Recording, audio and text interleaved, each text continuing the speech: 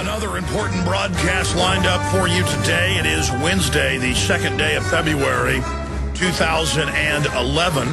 In the last 30 minutes of the third hour, attorney Kurt Haskell, who witnessed the underwear bomber on Christmas Day 2 Christmases ago, being shepherded onto the plane without his proper IDs and passport, will be joining us. He's made even more powerful statements, basically coming all the way out and saying that the government gave Mutallab the fake bomb. And, of course, it was later confirmed what Mr. Haskell and his wife and others witnessed. The government had tried to deny it, that Mr. Mutallab had been protected and gotten onto the aircraft, and there had been a bomb scare after they got off of the aircraft. And it turned out that, yes, an unnamed U.S. intelligence agency had ordered the Undersecretary of the State Department, Mr. Kennedy, to help Mr. Mutallab get on the aircraft. That was carried by the Detroit Free Press and also the Associated Press. So on record, that was a staged event. And Mutallab, of course, looked like he was disheveled and drugged, according to witnesses. So Kurt Haskell joining us in the last 30 minutes today. And it's a perfect time to get into it, because if there was any doubt about the fact that Wikileaks is selectively releasing internal government documents that are basically just an echo chamber of public propaganda, it is now crystal clear. We're seeing a retread of the 8-9-year-old neocon propaganda that Al-Qaeda has nukes, dirty bombs, sophisticated biological weapons.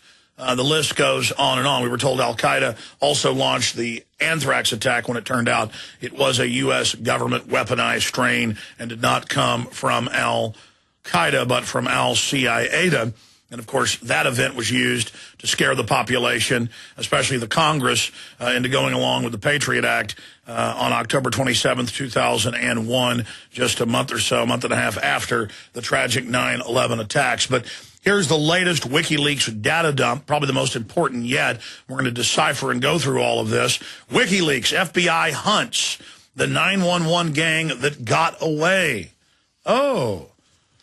And U.S. intelligence agencies knew about these groups but didn't tell the FBI. Well, they did more than that. It's on record that they ordered the FBI in Texas, Oklahoma, Arizona, Minnesota, Michigan, New York, California to stand down. The FBI in every one of those states filed reports saying these men are planning to hijack jet aircraft and fly them into buildings. And then they were ordered to stand down, and those that criticized it were demoted. Those that ordered them to stand down were promoted. And this all came out in Newsweek and everywhere else, just a piece here, a piece there. So we're going to go back over exactly what this means because, oh, look, WikiLeaks is releasing documents, bolstering the official story. But when you actually look at what these documents show, it shows the stand down. Continuing, WikiLeaks, tension in the Middle East and Asia has direct potential to lead to nuclear war. Well, that's been the public propaganda, but now it's been given validity because it's secret documents. Continuing, WikiLeaks, Al-Qaeda is planning a dirty bomb, which we know has been discredited, but now it's been retreaded. Also, we have Paul Joseph Watson's article at Infowars.com and PrisonPlanet.com. WikiLeaks bombshell points to 911 stand down. We're going to be going over that. We're going to get into some of these other extremely important reports. Kurt Nimmo has one out. Latest round of WikiLeaks docs, hype manufactured terror. But you're forced to then support WikiLeaks because the system is using it as a pretext to destroy our free speech and the internet as we know it and bring in the kill switch. But at the same time, it's their propaganda arm, similar to what's happening in Egypt. We'll break it down on the other side. Monday through Friday from 11 a.m. to 2 p.m. Central Standard Time, we're here live. We also, of course, come back live Sunday, 4 to 6 p.m. Central Standard Time. Okay. There have been big developments on the WikiLeaks front, WikiLeaks being used to put out retreaded Pentagon lies about WMDs in the hands of terrorists, similar to what the Office of Special Plans put out, because they couldn't get the main CIA to lie, so they created a special office in the Pentagon that then put out lies about nuclear weapons and high-tech chemical and biological weapons in Iraq. And these latest leaks, and Wikileaks admits they've put out less than 2% of what they've got, and it's basically internal echo chamber propaganda that is given out to even mid-level Pentagon brass and the State Department. It is the internal cult Kool-Aid that the military-industrial complex issues. And Paul Joseph Watson and Kurt Nimmo have both done detailed reports on this. And I saw some of the comments in the articles, and people said, well, Watson's got an article out saying this is a bombshell from WikiLeaks because it shows 9/11 stand down. And then Kurt Nimmo's got an article over here saying that this is basically verifying and confirming that WikiLeaks is putting out government disinformation. Well, both Kurt is right and both Watson are right. This is very sophisticated. And Watson's hitting it from one angle, and Kurt's hitting it from another. And I'll try to basically bring those two perspectives in. I agree with both perspectives. On stories this big, this complex, there's different facets of all of it. And what we attempt to do here is cover all the little pieces and then give you the larger picture, or at least have discussions about the larger lay of the geopolitical land so that you can make your own decisions from that. But I want to talk about the history of WikiLeaks and who's involved with it, and the fact that it does have George Soros's right-hand man funding it. Julian Assange has attacked 9/11 Truth and said he doesn't like it. And now what he's released selectively on the surface bolsters the official story. But then hidden in plain view, it admits what was big news at the time, that the FBI in at least 7 states, from California to Minnesota, from Florida to New York, Texas, Oklahoma, in Phoenix, in Minneapolis, St. Paul, in Oklahoma City, in Miami, in Pensacola, everywhere. The hijackers were trained at U.S. bases. The hijackers had U.S. passports. The hijackers, according to the Toronto Star and Mr. Springman, the head of the visa section of the Saudi Arabian main visa office for the State Department, we've had him on. He talked to his colleagues. They confirmed that you'd have the hijackers going to Malaysia for summits and going to Saudi Arabia for summits and then trying to fly back into the U.S., and they'd be flagged as terrorists, and they wouldn't give them visas. And then they'd get a phone call from the State Department and saying the CIA has told us to give them their visas into the U.S. They're not really terrorists. They're working for us. Well, it's the same thing with the underwear bomber. A year and a half ago, 2 Christmases ago, I guess not quite a year and a half ago, Christmas 2009. I mean, we had the eyewitnesses, the Haskells, both lawyers. They're married, and they see a sharp-dressed man arguing with the people at the gate saying, get Mutallab on. Mutallab is disheveled, looks like he's drugged. They get him on the plane. There's a handler on the plane videotaping the entire flight, constantly videotaping Mutallab. There's this pop in the plane and some smoke. They land the aircraft. They say they find other bombs. Haskell witnesses all of this. He comes out. The FBI says he's wrong. Then other witnesses that were on the aircraft and say, yes, this all happened. And then 2 months after that, in February of 2010, a year ago now, it comes out that the Undersecretary of the State Department, Mr. Kennedy, says, yes, don't blame me for this. Yes, we did get him the visa. Yes, we did help get him on the aircraft. We were asked to do it by an unnamed U.S. intelligence agency.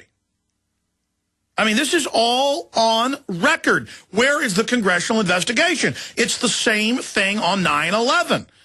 You've got government agencies funding these people, FBI credit cards, living in houses of FBI informants, being protected. You've got actor James Woods, and this later came out that the FBI was aware of this, with Muhammad Atta and the other supposed hijackers doing drills, just like the State Department and the CIA and the ATF and now Homeland Security does, and the air marshals. They try to smuggle bombs on. What happened a few months ago with that German flight that had the bomb on it? Turned out it was a drill, but they ran with the story, bomb found, and 2 days later, back of the paper, oh, it was a drill. And so this is how private intelligence agencies, government intelligence agencies, within the rest of government, so the rest of government isn't aware, stage events in many cases. We know the government of England was running drills, and this is admitted. BBC, ITN, we've played the clips here. Peter Powers, former head of PR for Scotland Yard with Visor Consultancy, is hired to run a drill that day of the exact trains and exact bus bombed at the exact same time and place. That is impossible. And he got out in the open and said, oh, it's quite curious. We're running the drill at the exact place and exact time. It's quite amazing, quite unbelievable. It's the same M.O. over and over and over again. And they get these young students, and they tell them, here's backpacks, do the drill. And some of them figured it out and ran, so they were machine gunned at the Canary Wharf. That came out in the news. The police were hunting them down, killing them. They killed other witnesses, execution style, like the Brazilian man, who witnesses said the police came up, this is days after, sat on him in front of everybody, held him down, and then shot him 17 times in the head. Executed him.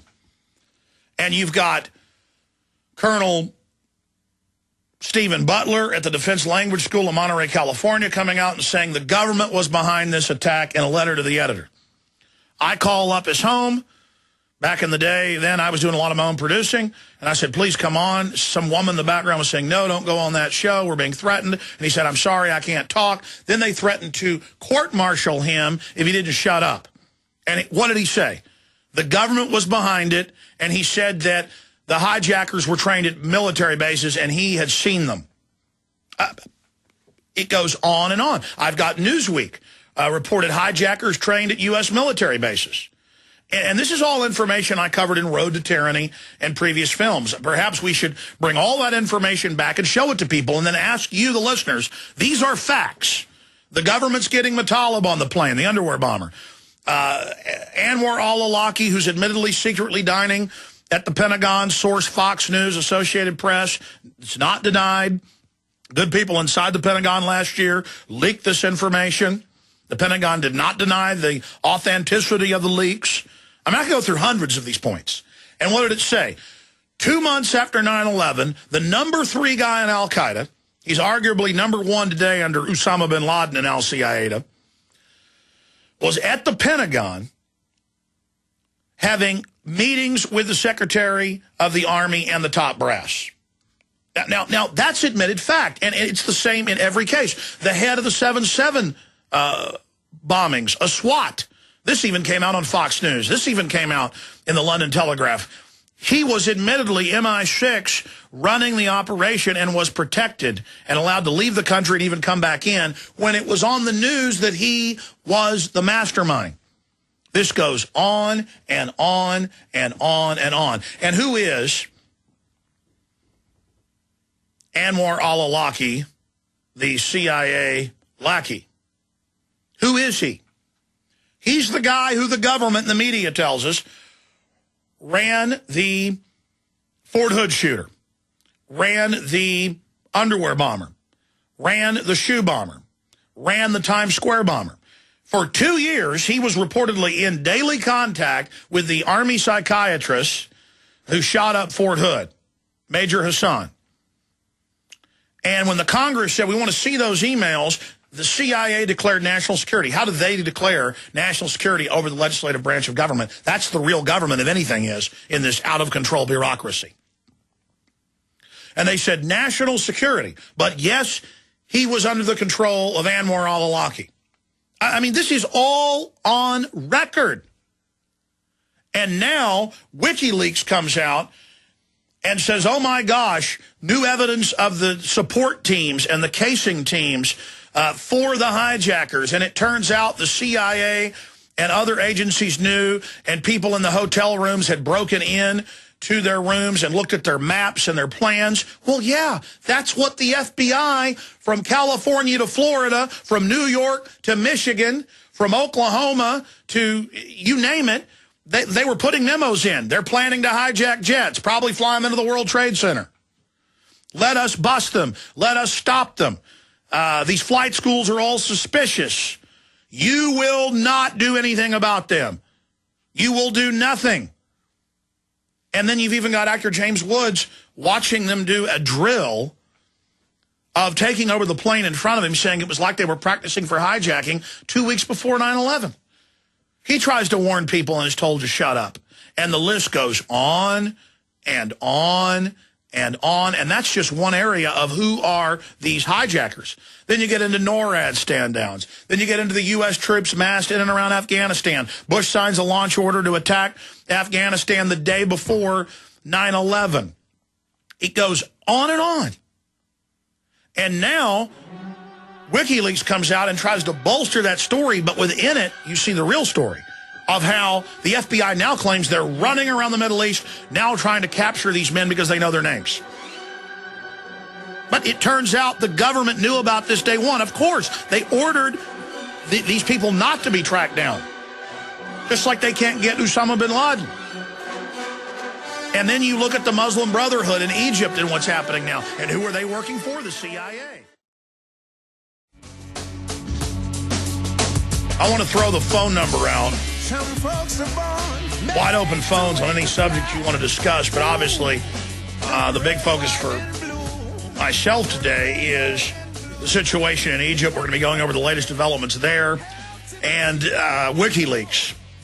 The 9/11 data dump they've put out, re-energizing the fear-mongering about al-Qaeda having dirty bombs, terrorists having nukes, high-tech chemical and biological weapons.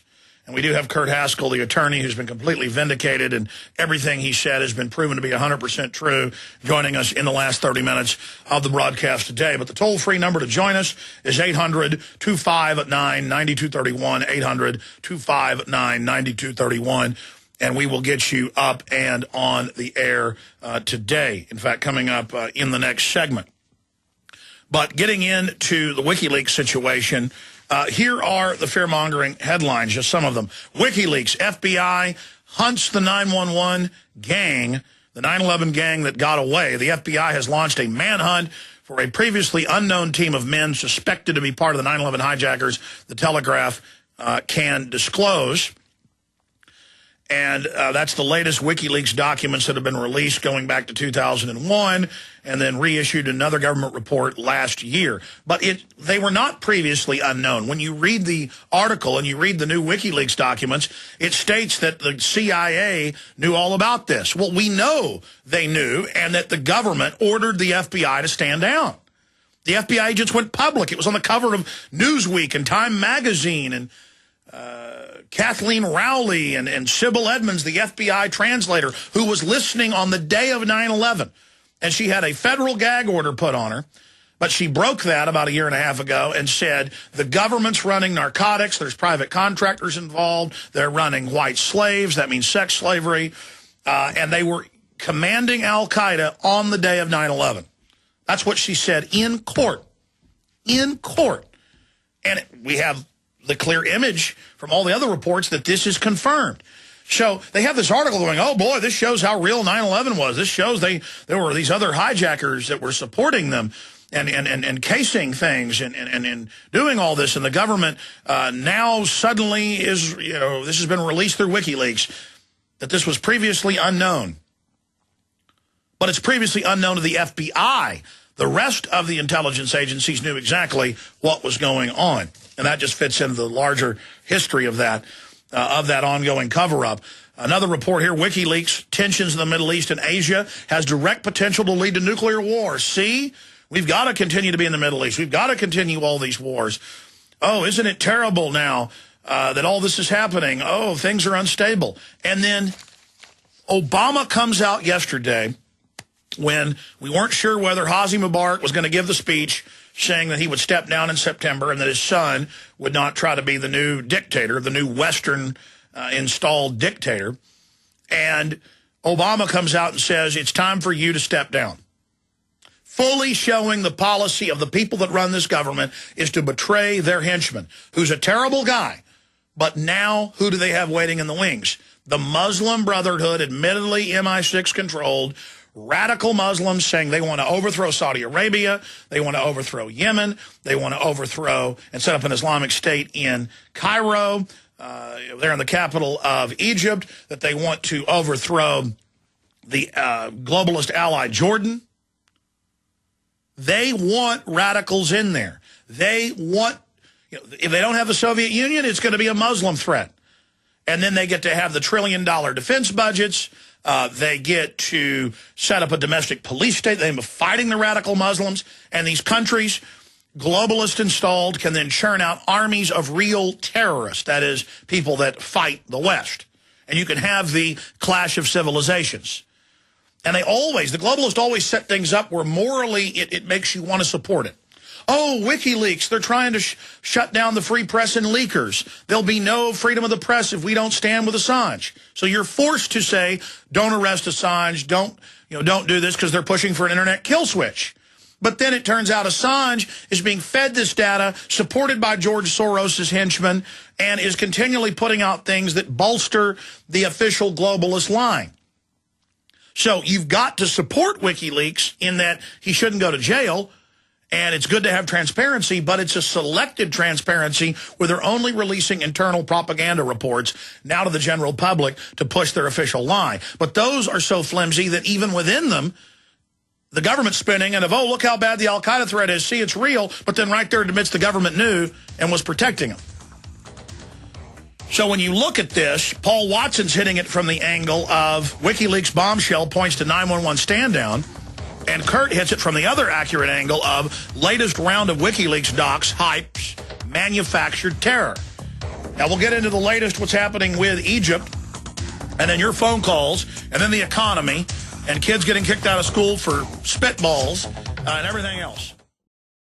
All right, I want to get into the Egypt situation. Also, the record cold and snow blanketing much of the Northeast. Rolling blackouts ordered by government around the country. Turned out with California and Enron, they would internally cut off power routinely, and they said that created the perception that there wasn't enough power and that people would then accept higher prices. I don't know if that's the case here, but just amazing to see much of Austin without power with rolling blackouts where I live because it froze last night and there are a few patches of ice on bridges. Just incredible to see how paralyzed we become and how addicted to this infrastructure and how dependent on it we are. Also, obviously, Anderson Cooper attacked by supposed Hosni Mubarak supporters. We're going to be going over all of that. But I was on Mancow Muller's syndicated radio show this morning, as I am every Wednesday, for about 30 minutes every Wednesday. And he said, come on, Alex. And he had his brother on the show, and he had a woman whose fiance died on 9/11. And he said, come on, Alex, you're a truther. How despicable. I like a lot of what you do and say, but this is just terrible. How can you say George W. Bush basically had a plunger in the basement of the White House and did this? And that's not what we're saying. We're saying the people that run our government admit they staged the Gulf of Tonkin to get us into Vietnam. The people that run our government have declassified that they staged hundreds and hundreds of bombings under Operation Gladio alone in Europe to blame on their political enemies. And he said, oh, don't change the subject. Let's talk about 9/11. And I said, wait a minute. If a bank robber who's been in jail for 10 years is released and he's got a certain physical appearance, white hair, white beard, 65 years of age, and drives a red pickup truck, and a week after he gets out of prison, in the area where he's been released, a bank gets robbed by a 65-year-old guy driving a red pickup truck with a gray beard and gray hair, it doesn't mean he did it. But that's the first person the cops are going to visit. That's the first person the FBI is going to go visit. I mean, if we have a government that admittedly has staged terror attacks or funded terrorists and allowed them to attack, they have different variants of it, over and over again, how do you not then look at that and see how they've used 9/11 to take our liberties, to take our freedoms, to set up a police state, to lie about WMDs? That's a false flag. Iraq could nuke us in 45 minutes. England's in danger. He's got nukes. And it turns out they lied about that. They weren't mistaken. They lied about that. And then you look at who is Saddam Hussein, a guy trained by the CIA in 58, a guy put into power in 1979, a guy told to attack Iran, a guy told to go ahead and attack Kuwait. And then now what have they installed there? A more oppressive system in Iraq, more death, more bondage. The globalists have a public strategy of deindustrializing any country they can or stopping a nation from becoming industrialized. And that's been happening in Egypt, and so they want to get rid of Hosni Mubarak, their old dictator, just like they wanted to get rid of Saddam Hussein. And who do they put in? They're admittedly saying there's going to be a coalition government with the Muslim Brotherhood and this El Baradi character, who's admittedly a top UN official, with the head of the Atomic Energy Agency formerly, a top globalist, and and who's been sometimes buddy-buddy with Iran. And you've got the Muslim Brotherhood in press releases saying, we will overthrow Saudi Arabia, we will overthrow Jordan, we will overthrow Egypt, and we will put in an Islamic regime. And then I see Republicans on the air going, oh, my gosh, the Muslim Brotherhood, Obama must be a Muslim. He's trying to get us. Well, you Republicans should be happy. This is the Zbigniew Brzezinski under Carter, and then the George W. Bush, Herbert Walker Bush, who was really running things under Reagan. This has been the continued policy. They don't want modern buildings and factories and power, electrical power and wealthy populations that can support a growing population in the Middle East. They don't want secular governments in there. They want a bunch of people running around, with big beards, with their wives chained up, and all of that oppression. They're bringing the radical Muslims into the U.S. They're bringing them into Europe, and they're empowering them to bully mainline cultured people who happen to be Muslim. And it's a way to demonize Muslims, and it's a way to scare Westerners into giving up their liberties in the name of fighting the Muslim threat, hearkening back to the Crusades, when the Muslims would invade and then the Christians would invade, back and forth fighting with each other. While the globalists sit above the United States, sit above Europe, sit above the Middle East, and are playing us off against each other. Here's an analogy. One of the old James Bond movies, I forget the name of it, but the head of, the evil, sinister chaos or Spectre group, I forget the name, is meeting on his yacht with some of his assassins. And he's working with private terror groups, private contractor groups who want to cause economic crises so they can profit from it. And, of course, those books were all written by a former OSS high-level spy master / MI6 spy master, Mr. Fleming. So he was really throwing in your face how things really work. And this shadowy, guy, you never see his face. He's petting the cat. He's the bankster. And he says, let me explain how things work here. You have your enemies fight each other. Look at the Chinese fighting fish. And he puts 3 fish in a little tank, and he says, watch the smart one. And the smart one goes over and doesn't get in the fight. And he lets the other 2 beat each other up. One of them kills the other fish, and after it's exhausted, the smart fish comes over and kills him.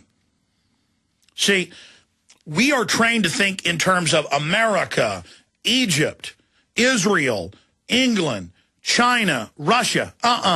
There's globalists setting up a standardized open world government. And they wrote policy papers on this 80 years ago. They had the 10 FEMA regions in 1937 in the New York Times. Bernadine Smith mailed me the actual copy. I've shown it on TV years ago. I wish I could find it in the huge warehouse of papers and videos we've got. If somebody else has a copy, please send it again. I'll show it, or somebody scan it online. It's the cover of the New York Times. You fold it out, 1937, or was it 36, and there are the 10 regions of America under the global government, and they talk about the 10 global regions under one currency and how the Rockefellers have this great plan for the League of Nations to build this. And it's not called FEMA regions, but it's the exact 10 regions today that are under FEMA, and the exact 10 global regions. They got a map of the U.S. and then under it a map of the world. 10 regions per country, 10 regions worldwide controlled by the banks who control the issuance of currency and credit. So, of course, I knew everything that was going to happen. It's not hard. They told us. It'd be like if the police busted some bank robbers again and they found their plans for their next heist. Or let's say the cops find bank robbers' hideout, but they haven't caught the bank robbers. That's a better parable. And they go in and they find written up plans of what banks they're going to rob next. What would smart cops do? They would leave those plans there, not let the bank robbers know they found the hideout, and be waiting at a stakeout at the next place that they were going to rob. Well, I have their entire blueprint. You have their entire blueprint. I mean, in the 70s, through the 80s, 90s, CFR, congressional hearings, UN reports, we cover them all the time, openly saying world government. By the 70s, they said, we'll have carbon taxes on all human activity to shut down any industry that we don't control. Then once people are so poor, we'll say, okay, become sterilized and we'll still give you your welfare card. Then we'll put things in their water and their vaccines to kill them slowly so that they don't all notice at once. I mean, we have it all. We have their entire blueprints for what they're doing, and that's what's frustrating about this. If a group openly declares war on free humanity and war on Alex Jones and my family, and war on free speech and private property and the right to self-defense and on my sovereignty of my country that has codified the best laws and systems our world has ever seen, I'm going to defend nationalism. I'm going to defend our republic.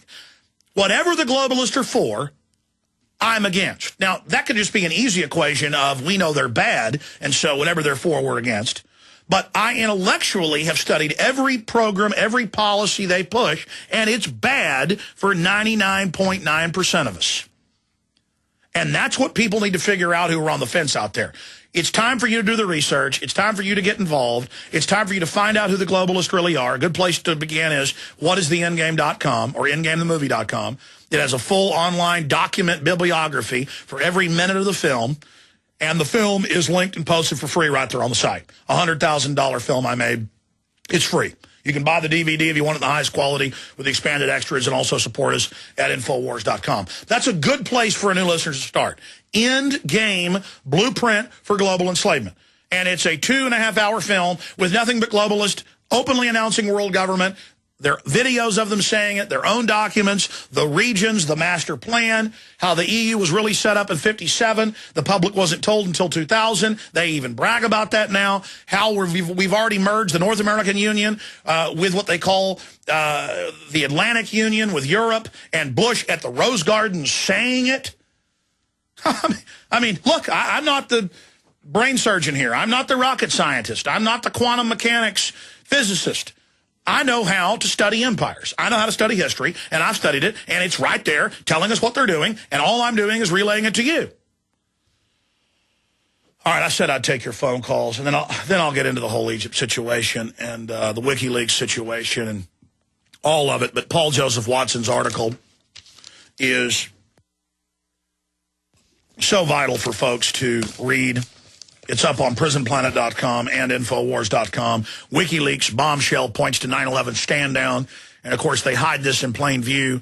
And people are like, well, then aren't you saying Wikileaks is good? No, they put this out to try to bolster the myth of all these al-Qaeda people creeping around. But hidden in plain view is the admitted order to not give the FBI this information on 9/11. Then there's the other article, latest round of WikiLeaks docs, Hype Manufactured Terror by Kurt Nimmo. Both essential, looking at it from different angles. Meanwhile, the neocons are exploiting fear of the Muslim Brotherhood to push war. Meanwhile, this is continuing the globalist policy that transcends Republican and Democratic parties. Don't you understand? It's now been declassified that our government put Mao Zedong into power in 49. That's even on the History Channel. It's been declassified that in 1917, the U.S. and British government sent over 30,000 people from Brooklyn, New York, with weapons, with a trainload of gold. They shipped it over there, then put it on a train, brought it in to put the Bolsheviks in power, and then Ford and General Motors and all of them built the weapon systems for the Russians. They built the weapon systems for the Nazis because they're bankers. They go to Hitler and say, we'll finance your war machine. They go to Stalin, we'll finance your war machine. And then, oh, there's the Soviet and the Nazi threat. Their allies taking over Poland. We better build up a big army here. And the bankers then bankroll that. And then the bankers play those parts off against each other. Just like they're destroying Egypt right now. The stability, a dictatorship, oppressive, low standard of living. But now they're going to get rid of somebody who was modernizing some of the systems and bring in the Muslim Brotherhood run by a UN lackey as they openly chant death to Israel. We're going to overthrow Saudi Arabia. We're going to overthrow Jordan. That's the destabilization campaign, getting the chessboard ready for the next move into a World War III scenario, as we've been saying in the last week, and what now is in the news today. Wikileaks. Tension in the Middle East and Asia has direct potential to lead to nuclear war. Tension in the Middle East and Asia has given rise to the escalating atomic arms and missile race, which has direct political and potential to lead to nuclear war. Leaked diplomatic documents disclose. Again, tension in the Middle East and Asia have given rise to a escalating atomic arms and missile race, which has the direct potential to lead to nuclear war. Leaked diplomatic documents disclose. Well, what did the Rand Corporation 2 years ago say they wanted? A major world war, not just something like Iraq or Afghanistan. This is just the prelude to that, but a massive war, but short of a nuclear war. That's why the grand chessboard centers in and around the Middle East and Central Asia, as Kissinger and Brzezinski have said, because those are places that don't yet have nukes, but where they can still have proxy wars. And it's globalist waging war against free humanity and against sovereign states, and it's meant to further bankrupt societies. And while we're busy giving up our liberties because we're in a war and giving up our tax money because we're in a war, the bankers can move ahead with their new global currency, and they can get their agenda through. And a lot of times I use movie analogies. 10 minutes ago, I used a James Bond movie analogy of the Chinese fighting fish, where there's 3 fish in the tank. One fish, the smart fish, waits while the other 2 kill each other, or one kills the other but now is wounded and weakened, and the other comes in and takes him out. Here's another one. We'll go to break and come back with your calls for at least 30, 45 minutes, then I'll get into the details of the news here. But this is all just basic understanding of the general stratagem. Now, it's cheesy, it's goofy, but it's one of the most popular movies out there, and so most people listening understand it. But I remember 5 years ago or whatever it was, when Revenge of the Sith, Episode 3 Star Wars came out, seeing major editorials in the New York Times, you name it, saying, we don't understand the plot. Now, this is a movie made for 10-year-olds, but adults couldn't understand it. They said, who is Palpatine working with? The Separatist, the Trade Federation, Count Dooku, the Republic? You know, it doesn't make sense. It made perfect sense. That's how things really work. And George Lucas came out and said at the time at the Cannes Film Festival and said, this is how the world really works. And he said, this is what really happened on 9/11, but didn't elaborate. Now, what do you learn at the end of Episode 3? You've got a senator who hires a criminal group to attack his own planet. When the Imperial Senate doesn't respond fast enough, or wasn't an empire yet, when the Republic doesn't respond, he politically comes in and demands more power for the government to go destroy the Trade Federation or kick them off Naboo. Then he gets more power. Then by the second episode, he uses more crises he's staging, terror groups he's funding, to become elected chancellor. Then he launches attacks on the capital planet with terror groups he's funded secretly, working for decades, to get them to declare him emperor. Then he says that the Jedi are traitors. Hitler wiped out his SA as soon as he got into power. Stalin did the same thing. They always wipe out those that take him to power, or they wipe out the original police force, and he declares himself the emperor. And enslavement accelerates. But adults watch that and they go, I can't understand this. The emperor is funding people to attack him. This doesn't make sense. Because the emperor, in the end, you learn, was attacking the Republic with the outside enemies to get the Republic to build a command and control system in to get rid of the freedom and the checks and balances so he could take over. Why did Hitler firebomb the Reichstag? Right after he got elected. Oh, see, I need to take over. We've been attacked. See, I mean, this is done over and over again. So they are destabilizing the Middle East to create the crisis to offer their World War III solution.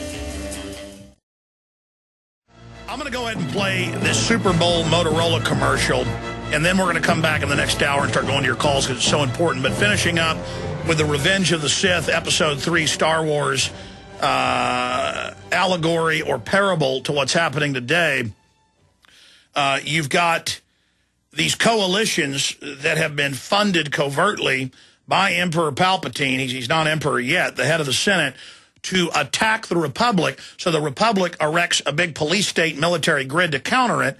But then he uses that very grid to then enslave the Republic and then wipe out the other people that the banksters had funded and put into place. And that's actually how Emperor Palpatine does it. Back when he's a senator, he goes to the banking guild. I mean, George Lucas knows all this stuff. He goes to the banking guild in Episode 1, a decade before, and he gets them to finance his robot army to start wreaking havoc. But he's doing it covertly through the occult. The occult means secret. He does it through his private intelligence agencies. And again, adults could not understand it, even though it was a child's movie. It was child level. And they couldn't even understand it. And that's what's happening with the destabilization of the Middle East. That's what's happening with the globalists financing all of America's enemies, building China up. Because they then play all these different groups off against each other, because the answer to the tyranny of China, we're sold, is tyranny here. The answer to the corruption and tyranny of the Middle East is tyranny here. That's how they sell it. Now, shifting gears briefly, this is really shocking. I'm going to have Kurt post it the next 10, 15 minutes at Infowars.com. This is the rebranding of Big Brother. What's the slogan in 1984? War is peace, freedom is slavery. And they say America and the whole world is under one government, one system, one master plan. See, it's revelation of the method. But they say it's good. And Big Brother is good. 1984 is good. 1984 is freedom. And how many articles, I've been talking about this for a decade, where you see Big Brother's helping. Big Brother isn't so bad. The rebranding of Big Brother. This is changing the Overton window. What you will politically put up with. So they do all these radical, crazy things. TSA sticking their hands down your pants, checkpoints, families being trained to tattle on each other, just to try to get you to normalize the new system that's coming in. So here is the chilling ad. You'll hear the audio, and for radio listeners, I'll read the text off the screen. But for radio listeners, you can go to Infowars.com, where we're posting this right now to see it. PrisonPlanet.tv viewers will obviously be able to see it. Here's the new Super Bowl commercial telling you 2011 is 1984, and it's good. This is going to give you freedom. Being under one system is good. We are live, ladies and gentlemen, into the second hour. I want to talk to Eric, Wilson, Jason, Julio, Rob, and many others that are patiently holding. The toll-free number to join us is 800-259-9231. We got Kurt Haskell, one of the survivors of the Christmas Day airline bombing 14 months ago. There's new developments there where he's openly talking about the government cooking the fake bomb for Mutallab. That is coming up. We'll get into the latest Wikileaks releases, what's happening in Egypt. But right now, let's start getting to your calls. Eric in New York, you're on the air. How you doing, Alex? How are you today? Good. Good to talk to you. I just wanted to touch on the Egyptian situation. I wanted to get your opinion, and something I found that if you didn't read about it yet, the American Thinker website, it's have you ever heard of that? I think I have seen that, yes. It's conservative-leaning. Anybody could go on and just write their own articles. College professors are on there, all types of people. But what was interesting is yesterday someone posted a first-person account of an Egyptian student on the ground in Cairo. And we're still not sure if this was fake or not, but then it came out about that they gave the name of the person who posted it in the account of this student in Cairo. It's a lot different than what the mainstream media is telling us. Mohammed al-Bardi, according to this, and in his writing, he's saying that he's an insult to the Egyptians. And right here, his quote is, "Outside of Western media hype, al-Bardi is a nothing. A man that has spent less than 30 days in the past year in Egypt and hardly any time in the past 20 years is a nobody. It is well, no, I mean, it's confirmed that al-Bardi isn't popular, and they're calling him a transitional figure over the dictatorship. He's the globalist stooge. And the real group the CIA's been meeting with is the Muslim Brotherhood. My grandpa watches CNN a lot, and they're already reporting that only 20% of the population is embracing them. So, I mean, if I'm not mistaken here, it looks like the Western agenda may not prevail in Egypt. It's still up in the air what's going to happen there. Yeah, but Mubarak, after Obama told him to step down yesterday, is saying he'll leave in September, and I'm no fan of Mubarak and the torture camps and the rest of it. The issue is, why are the globalists doing this and trying to put the Muslim Brotherhood in? And that's because they want to destabilize the Middle East. Good points. Appreciate the call, Eric. Wilson in Florida, you're on the air. Hey, good evening, Alex. It's always good to speak to you. Go ahead. Tyranny is enveloping the globe, and the United States is the shining gem the globalists want to use to, well, you know the rest. But I just got one quick question.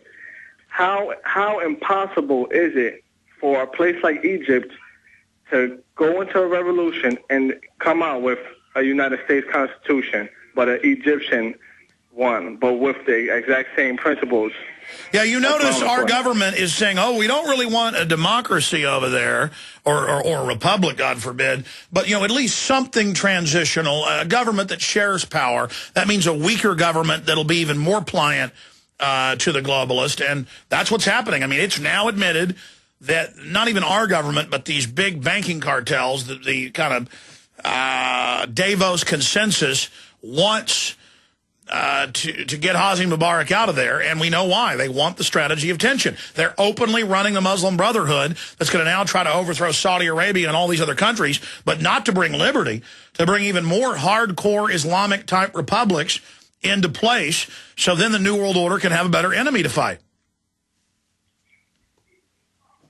Yes, that's very unfortunate. So basically, you think that there'll never be another America here in the world with the exact, 1 through 10 amendments and everything? Well, that's up to us. But see, that's why the globalists want to destroy the name of America and put our name on all the crimes they're committing and use our tax money to fund this evil, so that idea of America is discredited, so it won't be used as a challenge to their 1984 system. They don't want the answer to 1984 to be 1776. Appreciate the call. Jason, Julio, Rob, George, your calls are all coming up. 800-259-9231. We're now 8 minutes into hour number 2. We have wide open phones covering the economy, revolutions in the Middle East and North Africa. An amazing report by Steve Watson is up at prisonplanet.com. Minority Report. Companies push for ubiquitous iris scanning to buy and sell. We're going to be breaking down the ramifications of that, plus the incredible cold hitting the Northeast yet again, hitting much of the country, actually. It's really cold here in Texas. And Al Gore's back in the news saying this is global warming. If it's cold, it's global warming. If it's hot, it's global warming. If it's mild, it's global warming. And, of course, the answer is pay him carbon taxes. And, of course, don't make China or India or anybody else make any carbon cuts. Only the evil Westerners got to make sure they cut those carbon outputs down as much as possible. And you've got to get government permission to have a fireplace or an outdoor space heater. Europe's banning those. They tell you what type of toilets, what type of houses, what type of air conditioners, what type of appliances. Just total control with the precedent being set. But I want to go back to your calls, but I want to just restate this here. We don't have a government. It's been taken over by outside interest. And these mega combines made up of major banks and the Fortune 100, in every case, desire tyranny. They'll put communist in, socialist, fascist, strongmen, authoritarian dictators. That's what they've done all over the world over and over again. The CIA in Latin America, over and over again, sometimes multiple times per nation, will put in right-wing or left-wing tyrannies as long as they oppress the people and basically hand the resources over to the New World Order. It's a giant game of world domination by the global corporations. And so if they desire tyranny in every other country, of course they want tyranny here. And then we look at what is being manifest, what is being lovingly built, what is being rolled out. According to every measurement, it is classical oppression, classical hardcore despotism, tyranny, slavery, feudalism, serfdom, whatever name you want to slap on it, it is what it is. A rose by any other name is still a rose, to quote Shakespeare yet again. So I was even blindsided by this. Look, I get blindsided by things. I remember back on 888, getting up at 6:30 in the morning and going online and seeing CNN headline, Russia attacks areas of Georgia. And we went with those articles on Infowars.com and PrisonPlanet.com. But by the time I got into the office a few hours later, and by the time I got on air, I said, we don't know what's happening. This is very strange. The reports out of Europe and Russia and the region are that the puppet of NATO in Georgia has attacked South Ossetia and Abkhazia. And it took 4 days for CNN and Fox to retract and say, actually, Georgia did launch a sneak attack and went in and killed the Russian peacekeepers and shelled people's apartment complexes and homes and just went door to door murdering people, throwing hand grenades into people's houses. So, I mean, I have trouble dealing with these level of lies. I get fooled by it sometimes. Because who could believe that they would go with a hoax that big and say that Russia had attacked? Am I saying Russia's good or is it corrupt? No, it's corrupt. What did Christ talk about? Wickedness in high places. What does history show? 98% of the time you have corruption. You have tyrannies in place. Liberty is that shining rare jewel that Thomas Jefferson talked about. And then they were bringing in NATO troops and U.S. forces were landing and U.S. advisors were killed. And the Russians rolled in mobile, medium-range nuke trucks with nukes on the back. And the head of the Joint Chiefs of Staff of the Russians went on television. This was all over foreign news and finally came out here and said, we've moved nuclear weapons in. And if you don't back off, we're going to fire them. We're preparing for war with NATO. I mean, that's how crazy these globalists are, that gambit of doing that. And then people say, well, it's patriotic to say Russia attacked, Alex, and you need to be patriotic. Patriotic to the banking syndicate that controls NATO in our country that would try to start World War III with the Russians or was testing to see what the Russians would do? I mean, image the world as a giant powder keg with 50,000 plus nuclear weapons in 11 countries' hands, most of it Russia and the U.S., and image Dick Cheney, who it's now been declassified, called for that and ran that operation, running around with a giant flaming torch with red embers falling off all over a firework factory floor with black powder piled up all around his feet. These people are destabilizing the world in their lust for total control. They're dangerous. They're authoritarians. They want tyranny. And now they're doing something just as crazy openly. And again, I got blindsided by Russia. A situation on 888, and the media saying they'd done it when they didn't. 100% that wasn't true. And early last week, I'm like, oh, there's no way our government would be throwing out their favorite dictator in the region. This guy's got most of the torture camps there. He does whatever he's told. But I began to look at it and said, well, clearly they knew that there was going to be a revolution. They knew the people were angry. They're tracking their Twitter and they're Googling, and they know that there's major unrest over there brewing. And so they trigger it to bring in their guy. And even if that doesn't succeed, it destabilizes everything. And now the supposed government is on record. The CIA meeting with the Muslim Brotherhood a year ago, and then again 6 months ago, and then again a month ago, openly getting ready for this, and headlines, U.S. government, funding and controlling opposition. And then if you didn't need more evidence, Brzezinski comes out and says it. Kissinger comes out and says it. And if you need more evidence of what they're doing and how dangerous they are, then Obama comes out yesterday when it wasn't clear what Mubarak was going to do and said, yeah, he needs to step down. Everybody's like, yay, democracy. Obama wants them to be free. No, he doesn't. All they tell us all day is about radical Muslims and how dangerous they are.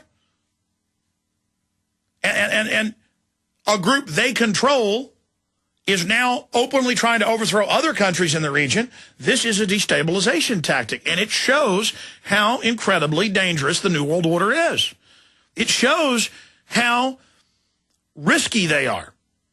And we've got to stop fighting with each other over nations. We've got to realize there's a global corporate state, and the answer to it is an awakening to their system. Because the road they're dragging us down is not a good place to go. All right, let's go to your calls. Jason in Georgia, then Julio and others. Go ahead, Jason. Jason, Alex, how you doing? Good. Listen here, just want to comment on the show about Bohemian Grove. I got a message to Meltzer and that crew of his. That's a bunch of spineless wimps. Look, they set you up. They led you down that river to a setup, and they can try to hide the truth. It's not working. The truth's getting out, and these bald-headed wimps like Meltzer and that JAG advocate general, I mean, and that woman, what a bootlicker. They come out of that jail kissing the police's ass. I can't believe this. Well, I understand you're angry, but let's all try to watch our language because it can get out of control. Meltzer's back on tomorrow, so I definitely tune in for that because I've now had a chance to see the show. And I said I'd do this on Monday, Tuesday, but I tend to not cover news I'm in as much as other talk show hosts would. If there's other more important things going on, I tend to not get into, kind of corollary or even capillary issues. But I tell you what I'll do. At 8 after next hour, I'm going to play about 5 minutes of the show, and I'm going to analyze it here. And yes, they talk about what a great club it is and how they'd love to be members. And, it's almost like a fawning worshipfulness of it. And then he also has me describing the ritual. Then he cuts it off and says, and that's it. That's all that happened. Now, I said a lot more, and that's not all that happened. And then they don't basically describe that I escaped. They just talk about how they got arrested. But I'll say it's about as hardcore as you could imagine to get on History Channel. There was a Discovery Channel piece that a major director put together that I was in 3.5 years ago, and it was the biggest budget for a 5-part series in the history of Discovery Channel, $3.4 million. They made the whole series, and the Joe Bellinger's his name, or Belger, he's been on as a guest. He made Brother's Keeper. He made Some Kind of Monster. I mean, he's as big as it gets in documentary filmmaking, except for somebody like Michael Moore. And they made the whole piece, and then Discovery Channel just said, we're shelving it. We're not going to air it. You didn't make Alex Jones look bad enough. And he said he was given final cut, and he had never seen anything like this in his career happen. And so, yeah, that's what goes on. But what do? Do I not take the field when Nightline wants to come down here or MSNBC? Do I not? Because even in them trying to take what I do and spinning it, we're able to then illustrate it and expose what they're doing. But one thing Meltzer did do that he kept his word on is he said, don't worry, you look pretty good in the piece. And I think overall they didn't butcher what I had to say too much, and they made me look credible because I was credible in the way I spoke.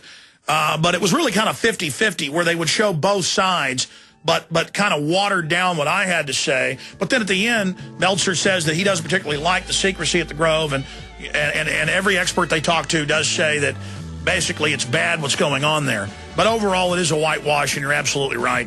And I will play a few minutes of that and analyze it.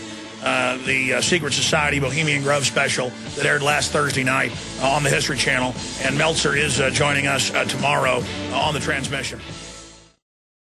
By the way, we've got a power-packed transmission for you tomorrow. Nomi Prinz, formerly with Goldman Sachs, exposing what they're up to and getting into some of the virtual currencies they're deploying will be joining us. Brad Meltzer and George Norrie tomorrow, and a whole bunch of amazing other guests also coming up on Friday.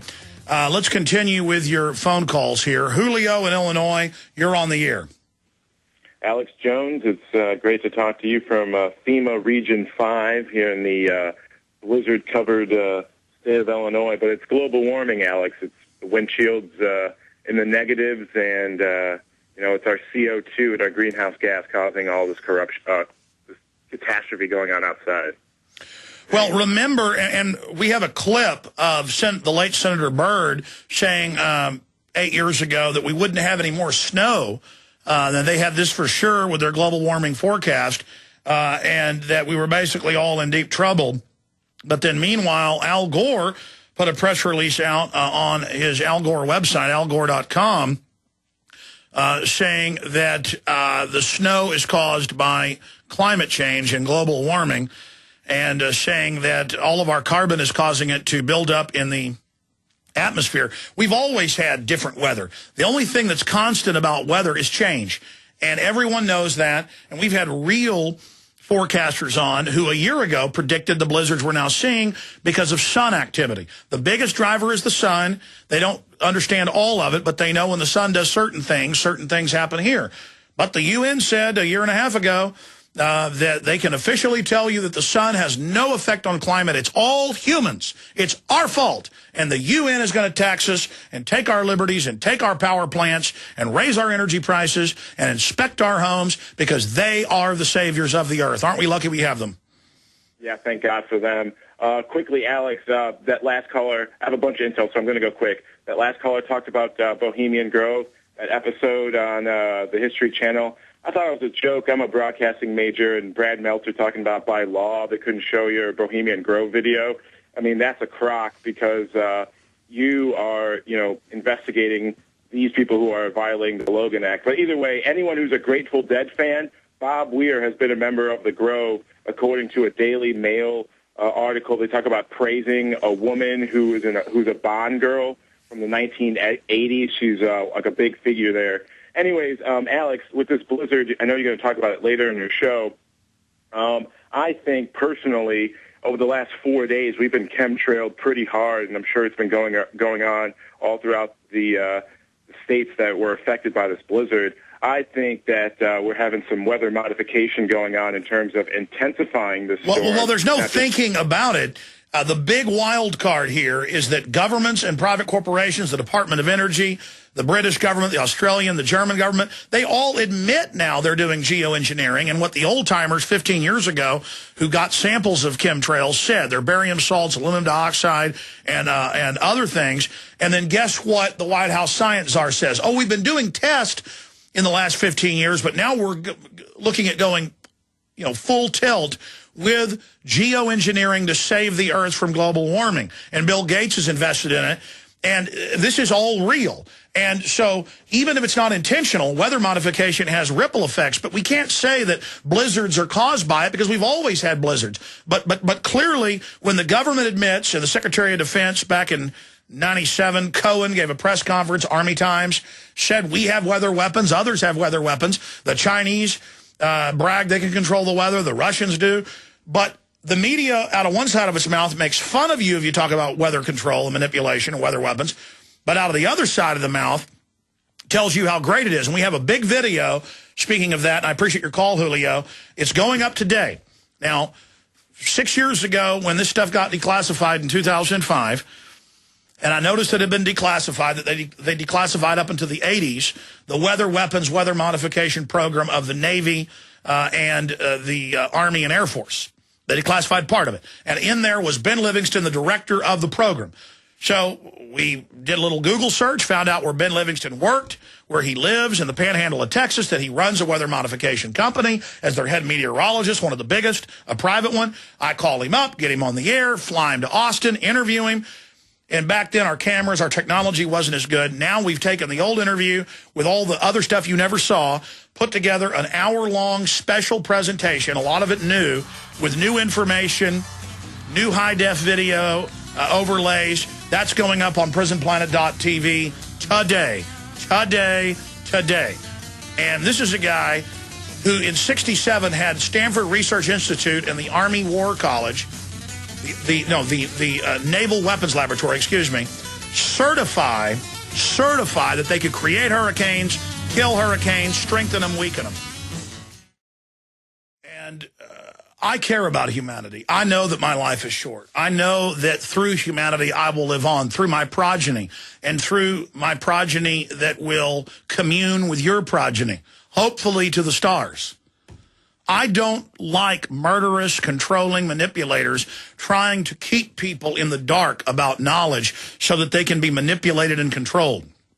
I want to empower society. And the works of the New World Order, the fruits of the globalist, are pure evil. They are so incredibly destructive at every level. And that's why it's so important that all of us realize that our lives are like a pebble thrown into a pond, and they send out ripples throughout time and space and history, and that when you just speak up for the truth, when you stand up for what's right, when you help a little old lady across the street, when you don't fight with your wife, when you don't fight with your neighbors over petty issues, but get involved and fight for liberty and freedom, we can change the world together. I'm going to go back to George, Nathan, Rob, John, Scott, and others. Then I want to get into Minority Report, companies' push for ubiquitous iris scanning, and what this system really means. First, I want to, after we take calls, get into the situation and the latest developments unfolding, obviously, in Egypt. But folks know basically the course of where that's going, global destabilization and the strategy of tension towards a clash of civilizations. But before I go any further here, you heard me talking about the Ben Livingston video. And every December and January, we always offer the 5 months free at prisonplanet.tv. I don't think we've ever gone into February still offering the special. Quite frankly, I wanted to get the Ben Livingston special report on weather weapons out last week, and it had some encoding, upload problems, and sometimes videos go up no problem. Sometimes they have a bug or a gremlin in there, and there's endless problems. It finally got uploaded yesterday. Watson's doing an article about it today. And I wanted to have that last video out as a special while we were asking folks to sign up.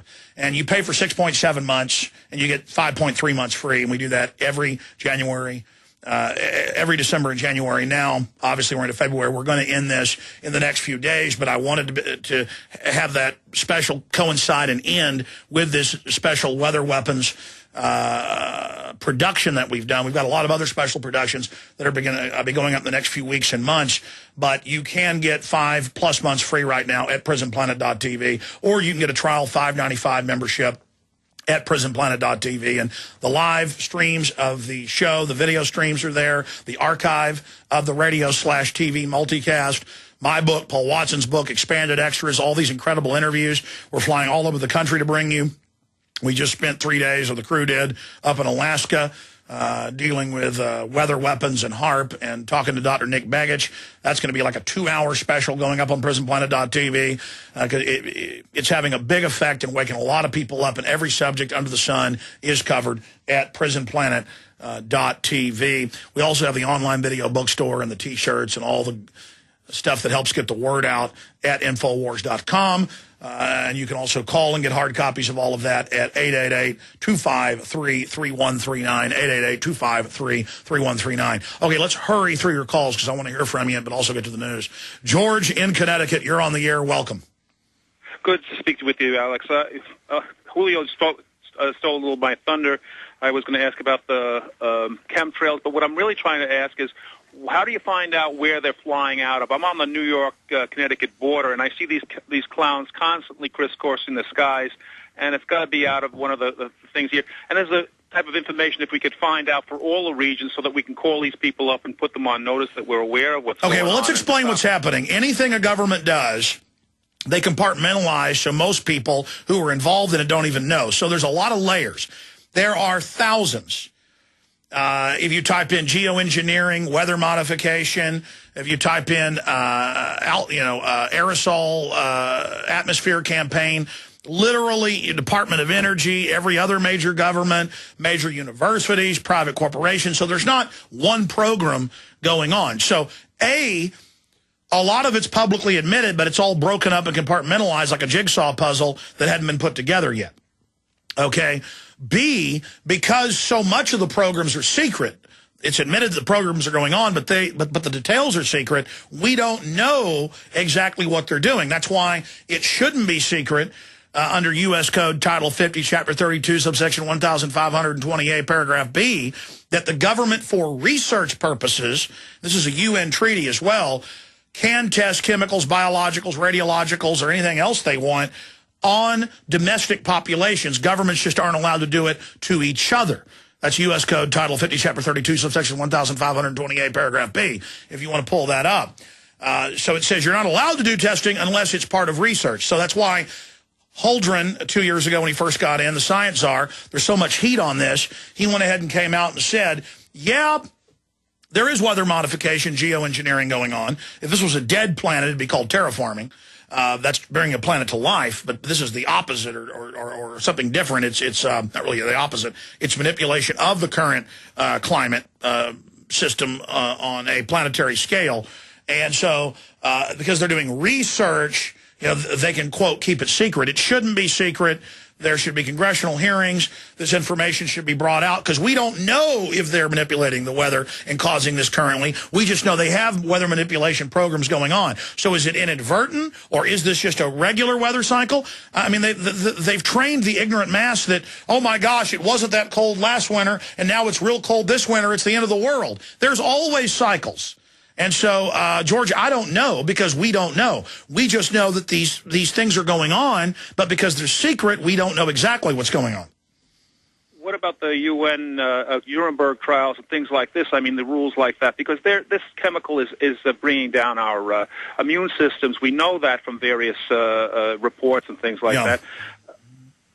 Well, there is a in fact, guys, I want to make sure my memory's correct. There's a 1977 UN Weather Modification Treaty. Just type in UN Weather Modification Treaty. It's 77 or 78. I'm pretty sure it's 77. You can read it. Legislation's been introduced by Kucinich going back a decade ago or 9 years ago to bar weather modification. So government all knows this is going on. It's just, again, quasi-secret. But great points, George. Look, there are clearly weather modification aircraft out there. That's admitted. But people point at regular aircraft and say, well, it's leaving a condensation trail too low. It's staying there for hours. Clearly, it's not ice crystals.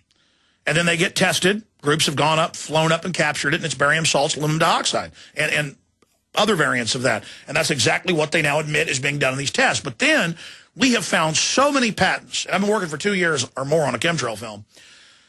We have found so many patents. It's all there in plain view, where they mix it with the jet fuel, the kerosene, and so the companies, the airlines, don't even know.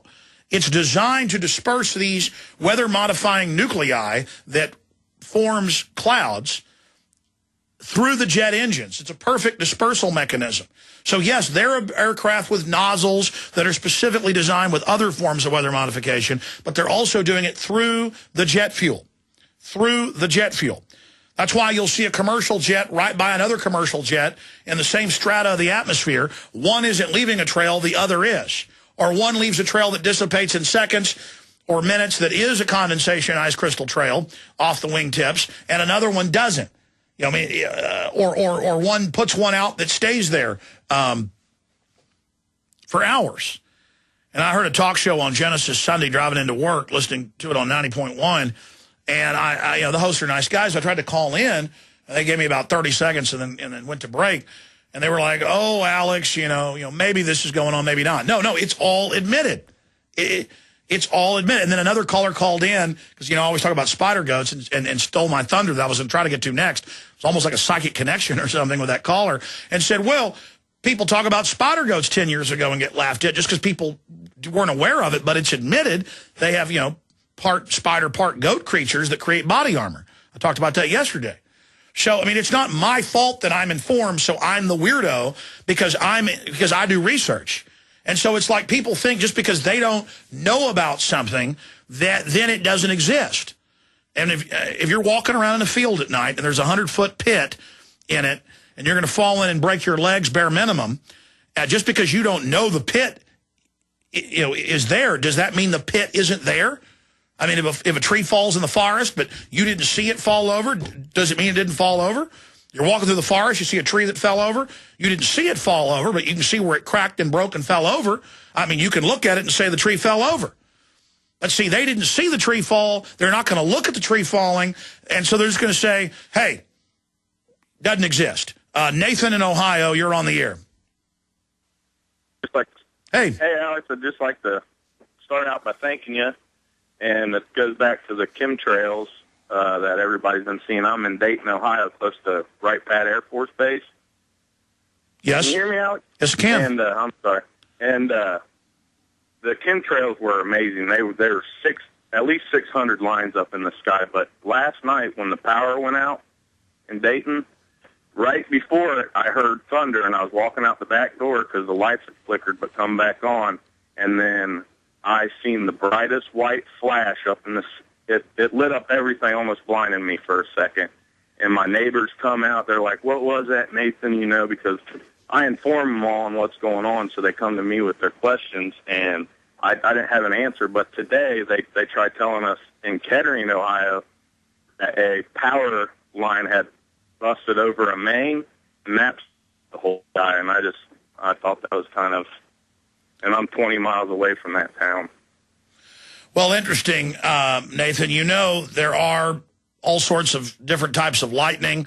One time when my dad was a kid on the farm, there was a tornado down the road, and ball lightning formed and came into their house, a big, giant blue ball, floated around for about 30 seconds, went through the living room, and then up the chimney on the stove, because it likes to follow metal, and went hit the stove, went into the stove, and then went out through the stove chimney. And so, there's a lot of natural crazy things going on, but I can't really comment on it because I didn't see what you saw, but I appreciate your call. Again, because of all of this being secret, we don't know what's going on. But I know this. 16 years ago, before this weather modification program started, most of the time in Texas, there were beautiful, pristine, deep blue skies. Ultra gorgeous. Just not a cloud in the sky for months out of the year, off and on. Totally beautiful. I never, never, never, never, never, never, never, never, never, I mean, it is incredible, see a clear sky anymore. And every once in a while, I'll get up at 6 in the morning, go outside drinking coffee, the sun comes up, and it's a sky, and then here come the jets. And within 2 hours, it's just solid trails, and then they form into cloud banks. Now, what does John P. Holdren say? What does the White House say? They say that we have a deteriorating atmosphere. It's not global warming or even climate change now. It's a deteriorating atmosphere. That's one of their talking points.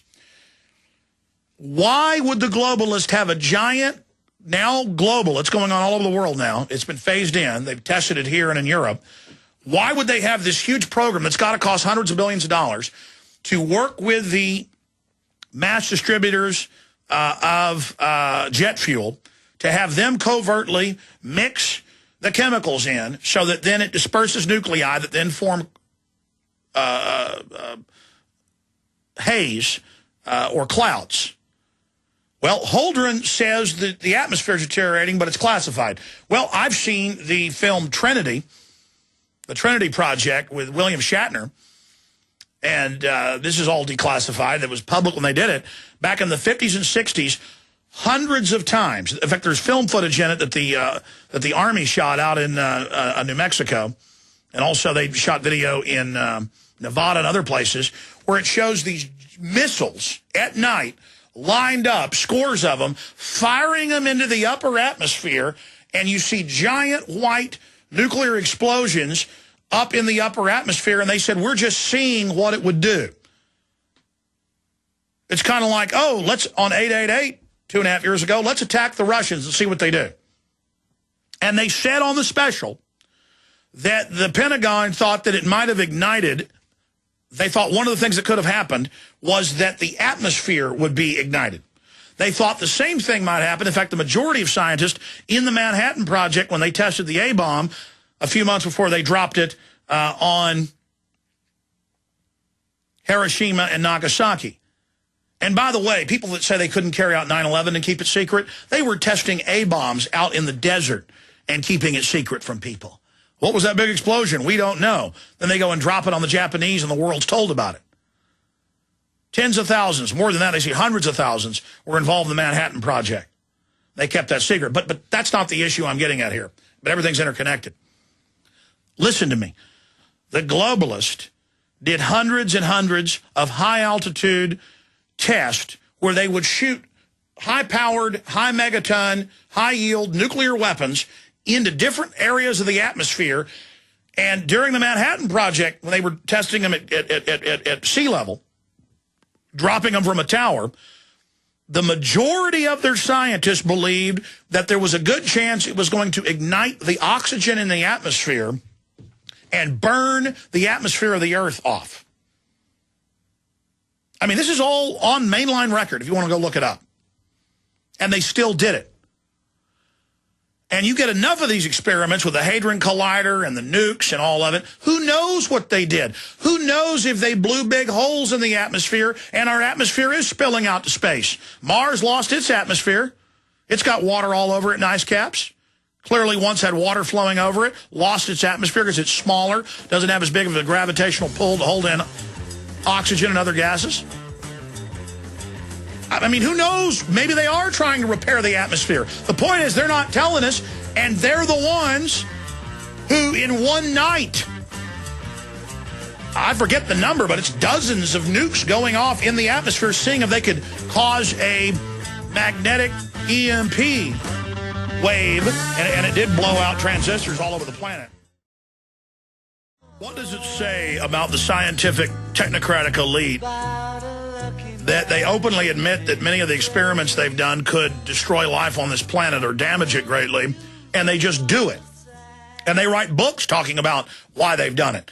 It's beyond nihilism, and it's the ultimate power trip for these people, to know how the world works, to know how to manipulate their fellow mankind, and to hoard all this technology to themselves.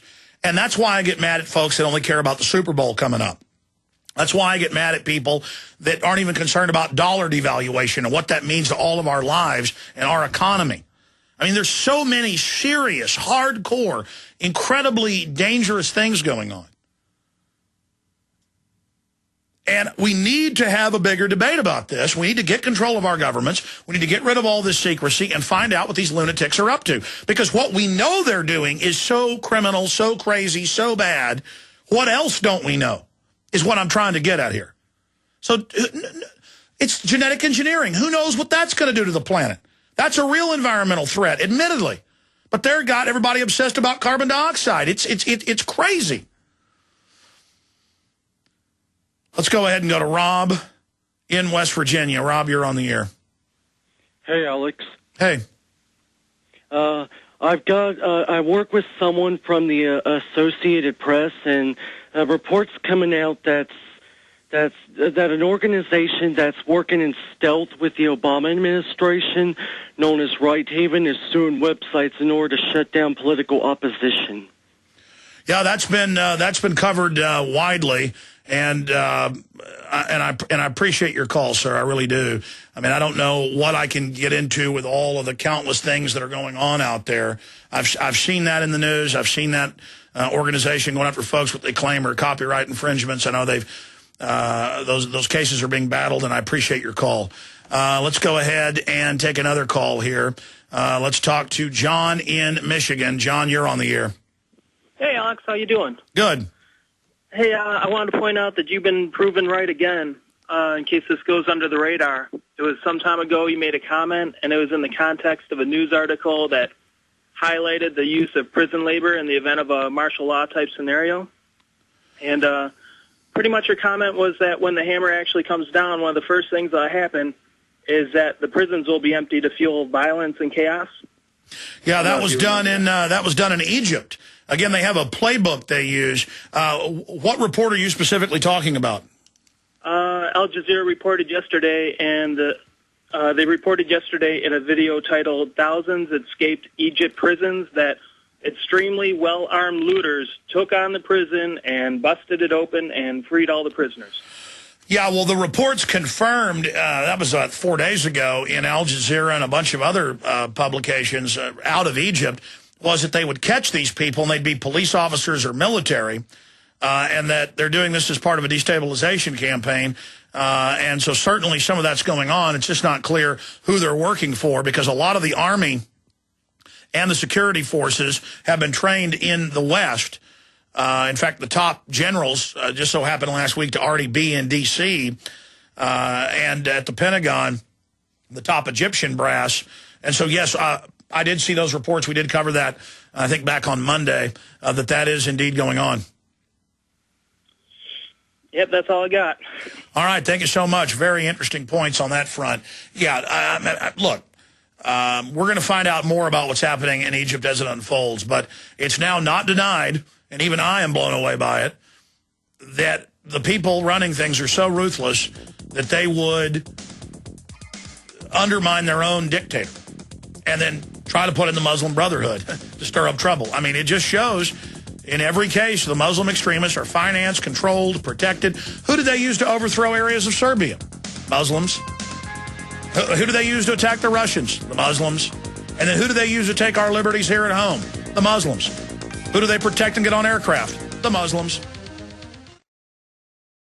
I'm going to get into Brad Meltzer's piece on the History Channel dealing with the Bohemian Grove coming up in the next segment. And then we've got joining us Kurt Haskell, one of the survivors of the Christmas Day bombing, with clear evidence of government involvement in those attacks, key information integrated in with all the new WikiLeaks regurgitated propaganda about al-Qaeda. That is coming up. Right now, let's go to Robert in Oklahoma. Robert, you're on the air.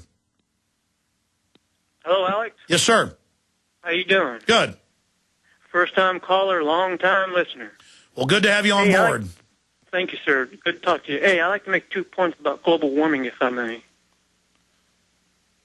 Number one, they keep considering about the sun not being a major role. It is. Without that, there is no weather because it heats the surface of the Earth, which causes formations of high and low pressure, all of the fronts that are occurring all over the world, and plus it aids in the movement of the jet stream. Well, they know that. It's the main driver, and that shows their contempt for the public that they tell you the sun has no effect on climate. Exactly, but it does. I don't understand why they keep saying that it doesn't. It's like saying gasoline, 93 octane, has nothing to do with your car running. Exactly. Number two is that I keep hearing all these global warmers complaining about carbon dioxide going up into the atmosphere by man when they forget one thing. How many active volcanoes belch out so much tons of carbon dioxide into the atmosphere? They know humans don't even lift it by 0.5% on record. They know volcanoes. One big volcano puts out more than all humans have in the last 100 years. They know all that. It's their excuse to seize control of all the infrastructure and to tell you what you can do on your own property. They're making carbon dioxide a toxic waste while telling you fluoride, a toxic waste, is good for you. It's a power grab excuse, and people keep thinking they're environmentalist wackos and that they're ignorant or stupid. They're not stupid. They know exactly what they're doing. Great points, Robert. Bon in Illinois, you're on the air. Hi, Alex. How are you? I'm good. Okay. Thank you very much for having Dr. Wakefield on. As a parent of a child that, well, actually he's not considered a child anymore. He's an adult who has autism. There's so many questions out there and no answers, but here's one for you. And it's a major point that's never been brought up. Why do you think there are so many autistic children, and mainly boys? Well, because the mercury and other additives in studies, even with male monkeys, have shown that it has a bigger effect on males. Okay, can I bring something up? Sure. Okay. When my son was finally put into a specialized school for kids who are autistic, it was a school within a school. Okay? It was mainly in a college. And you can say that the government was actually running all of this. They had a program for the kids. It was some kind of ceremony. And me being a parent that no one ever listened to me, when I kept saying he was autistic and they didn't believe me, and then to find out that he was. I overheard something that raised a red flag, and that was, oh, don't they make the perfect little soldier? And it wasn't the first time that I had heard that. So you're saying they basically, with those that are not as damaged as much as others, that it basically makes an automaton or somebody that can carry out good jobs? Sure, just tell them what to do and they'll do it. No, I hear you. I mean, there's no doubt they're doing all of this to reduce IQs and damage people, and they're slowly phasing in all of these man-made diseases, anthropogenic diseases, and it's eugenics, bottom line. Thanks for the call. In the next 20 minutes or so, I'm going to break down Brad Meltzer's Decoded episode last Thursday, the premiere of the Secret Societies episode.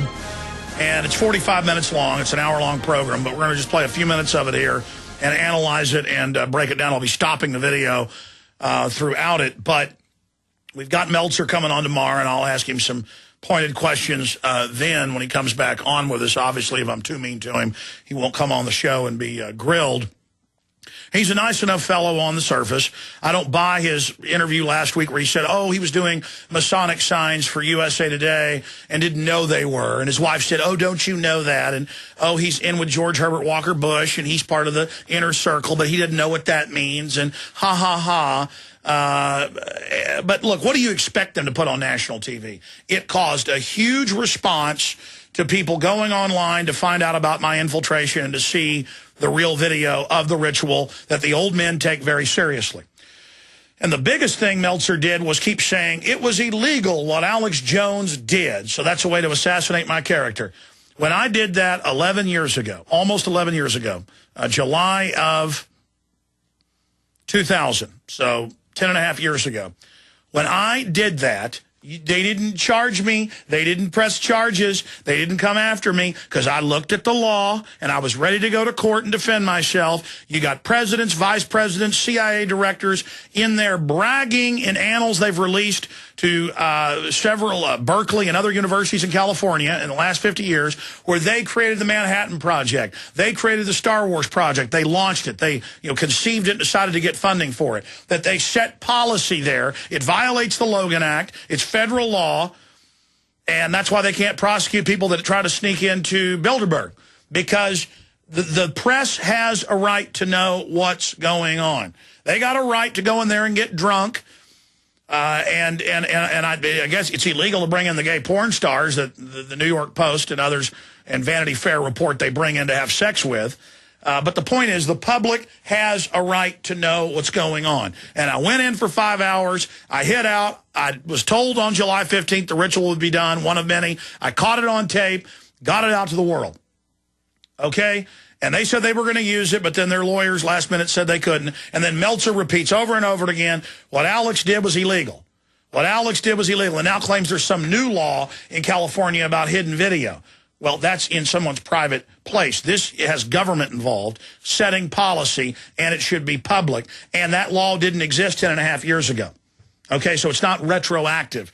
And I had arguments with him about that. Then he goes on and lets me talk a little bit about the ritual and says, and that's it. That's all that happens in the ritual. No, I explained they took it deadly serious when it was going on. It wasn't just theatrical. And, of course, theater comes from ancient religions. They did it on a stage. You go to a Baptist church, it's theater. You know, they're up there on a stage, and it's all done in that style, and you're watching. And so there's so many points to this, but then there's the groveling, how great the Grove is, and it's a great club. Now, it's pretty much 50-50. They show both sides, which I guess is journalistic in their view. But they do other character assassination things in there that maybe make it 60-40 on the side of the Grove. And they do talk to 4 different experts. I'm one of them, and they all agree what's wrong is that they're setting policy in secret. And Meltzer at the end says he thinks what's going on there is wrong at a certain level. So there's some redeeming qualities to it, and the fact is I think overall it's positive that it's on TV. Why is it on TV now, though? Because of the internet and alternative media, we're forcing mainline dinosaur old media to cover things if they're going to stay relevant. So we're forcing them to have to even do these whitewashes. They'd rather not in the last 10.5 years cover it, and they haven't. So it shows that times are a-changing. They've been accused of stealing Geronimo's bones. No, in federal court cases, it's admitted they have it, but the courts ruled they can keep it. They went and grave robbed. It's admitted. And I have the annals of the Bohemian Grove. I have been sent one of them by a widow, and we're able to purchase 2 more of them. They come out every 10 years. They're only given to members. And I've been able to get a hold of them. They sell, in some cases, for thousands of dollars a piece. And so I know what they say about it. And the nomenclature, the words they use, the president, who was the first person who was a president to go there, he was a founder of Skull and Bones. His father was a founder.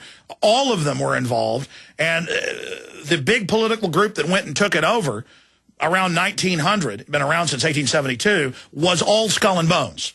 And Helmut Schmidt, in his book, talks about it basically being a Skull and Bones version. And back in the 1880s, one of the other fraternities snuck into Skull and Bones, and there on the wall was a plaque from the Bavarian Illuminati saying, "You are our second chapter in the New World." 1 chapter in Germany, 1 chapter in New Haven, Connecticut. So, I mean, just incredible to say. Everybody likes to blame things on Skull and Bones, like I'm blaming things, and then gives no proof of how I'm wrongly blaming it. Then he says, now, when you're interpreting a ritual, as an outsider, you don't know how to interpret it. I went to mainline professors of religion. I went to Christian professors. I did research. We know what they're doing there. We understand. It's not like we're idiots on the outside and don't know. We have their annals. Oh, there's this big world government, this big conspiracy, but we're all still here, implying I'm making all this up. We're losing our liberties. We're in illegal wars. They're getting rid of the Bill of Rights and Constitution. They're putting fluoride in the water. They got telescreens up telling us spy on our neighbors. The government's openly calling for internet kill switches and the fairness doctrine to end talk radio as we know it. No, we're going into the world government. They've been building the empire and profiting from it. It's like somebody saying, I can't believe something could last for generations. Really, that's what true power does, is try to transcend their own deaths and pass it on. I mean, how do you have 1,000-year-old universities in Europe? People who founded it have been dead for hundreds and hundreds of years because it's an institution that people get power in, and then they pass that power on and grow the power of that institution. And that's enough. Again, that's just a few minutes of it. You can watch the whole thing at historychannel.com on the Decoded site, and they're obviously going to be re-airing it. Unless they do like they did with Ventura and Pull, the show like they did with the Police State on another network on True TV. But, that's it. The ritual's over. That's all. That's all that happens. No, that's not all that happens. And I went over all of that. And I went over them bringing it in and begging for its life and how they believe they put all their cares onto it like some type of voodoo doll. And then there's the implication, this is the most important thing. It's very dangerous for outsiders to try to interpret this. We know what's going on. They've got stuff from Faust in there. They've got stuff from Babylon. They've got the biggest ingredient in this witch's brew is Druidic, death cult, Germanic type stuff. But also there's Jewish mysticism type stuff. Because all this is very similar to each other. I mean, the occult's very similar across the board. The Aztecs were doing sacrifices. The Druids were doing it. There's cases in the Bible of human sacrifice going on. And give not your children to the fires of Moloch. They throw their children in, before the bull, the deity of the bull. And people say, well, why are you calling this Moloch then if it's an owl? They, in their literature, call it Moloch. See, occultists mix and match all this stuff, and they address it as a male. They address it as a female. They first address it as a goddess. Then they address it as a male deity. That's that pantheistic occultism. And yes, we've done the research. I made the film Dark Secrets Inside Bohemian Grove. And then another 45-minute special. So it's 2 films on 1 DVD. Dark Secrets Inside Bohemian Grove, The Order of Death. Over 2 hours on 1 DVD, 2 films, available at Infowars.com. If you want to see the truth and have it in high quality. It's also all over the internet for free, obviously. We are live, my friends. We're here Monday through Friday from 11 a.m. to 2 p.m. Central. Back Sundays 4 to 6 p.m. Now, I want to set the stage here by playing a video clip. And then we're going to Kurt Haskell, one of the survivors of the Christmas Day attempted bombing of that aircraft, not this last Christmas, but the Christmas before last, 14 months ago. But all of this comes on the heels of WikiLeaks putting out government documents and saying, oh my gosh, the FBI is now searching for hijacked supporters who were casing things. But in the document, the media is focusing on the scary, Al-Qaeda people who haven't been caught and how the FBI has been dispatched to the Middle East to try to find them. But in the document, it admits that they were known by intelligence and that the FBI was told to stand down. And that's Paul Joseph Watson's article dealing with this at prisonplanet.com. WikiLeaks bombshell points to 9/11 stand down. Now, what do we have going on with Anwar al-Awlaki, the #3 guy in al-Qaeda? 2 months after 9/11, secretly meeting. In fact, let's put up that Fox News article. Secretly meeting at the Pentagon while he's on the news as one of the top al-Qaeda people. Now they admit he was behind the Fort Hood shooter. He was behind the Christmas Day bomber. He was supposedly behind the underwear bomber, the Christmas Day bomber. He was supposedly behind the shoe bomber, the Times Square bomber. But he's protected. And then I interviewed Springman of the Saudi Arabian embassy for the U.S. when they were ordered back before 9/11 to let Mohammed Atta and others back in. And when others in the visa office complained, they were told, don't worry, they're not really terrorists. This is part of drills. They're government agents. And you got the Newsweek headline, hijackers trained at U.S. military bases. And Lieutenant Colonel Stephen Butler, the head of the Defense Language School, saying they were trained at his school. The list goes on and on and on. But with Mutallab, the underwear bomber, he looks disheveled, kind of looks drugged. He gets led onto the plane. They get him on the plane without all the proper documents. Kurt Haskell and his wife, who are both lawyers, watch this. Then they see all the chicanery on the plane. He comes out and talks about it. The FBI says that can't be true. And then months later, after Christmas, in February, the State Department deputy head, Kennedy, says, yes, an unnamed U.S. agency asked us to let him get on the plane and not stop him and to basically give him the visa. Now, Kurt Haskell has now said more, but there's the Fox News headline, exclusive. Al-Qaeda leader died at the Pentagon just months after 9/11. I want to play this short Fox News clip from a few weeks ago outside dealing with the underwear bomber and his trial, and Mr. Haskell, he and his wife survived it, and everything they've said has now been totally proven. Here it is. Today's scare comes as the man known as the underwear bomber appears in federal court in Detroit. Umar Abdulmutallab is accused of trying to blow up a plane over Detroit on Christmas Day 2009. Fox News' Amy Lang has more from outside federal court, where a trial date has now been set. Amy. Yes, a trial date has been set, but it was actually more interesting to hear from a couple of the passengers who showed up here at court today, who have a very interesting theory about what really happened. The U.S. government escorted him through security without a passport, and we believe gave him an intentionally defective bomb. It's a startling allegation from two local attorneys who were on board the 2009 Christmas Day flight to Detroit when Umar Abdulmutallab tried to blow up a bomb hidden in his underwear.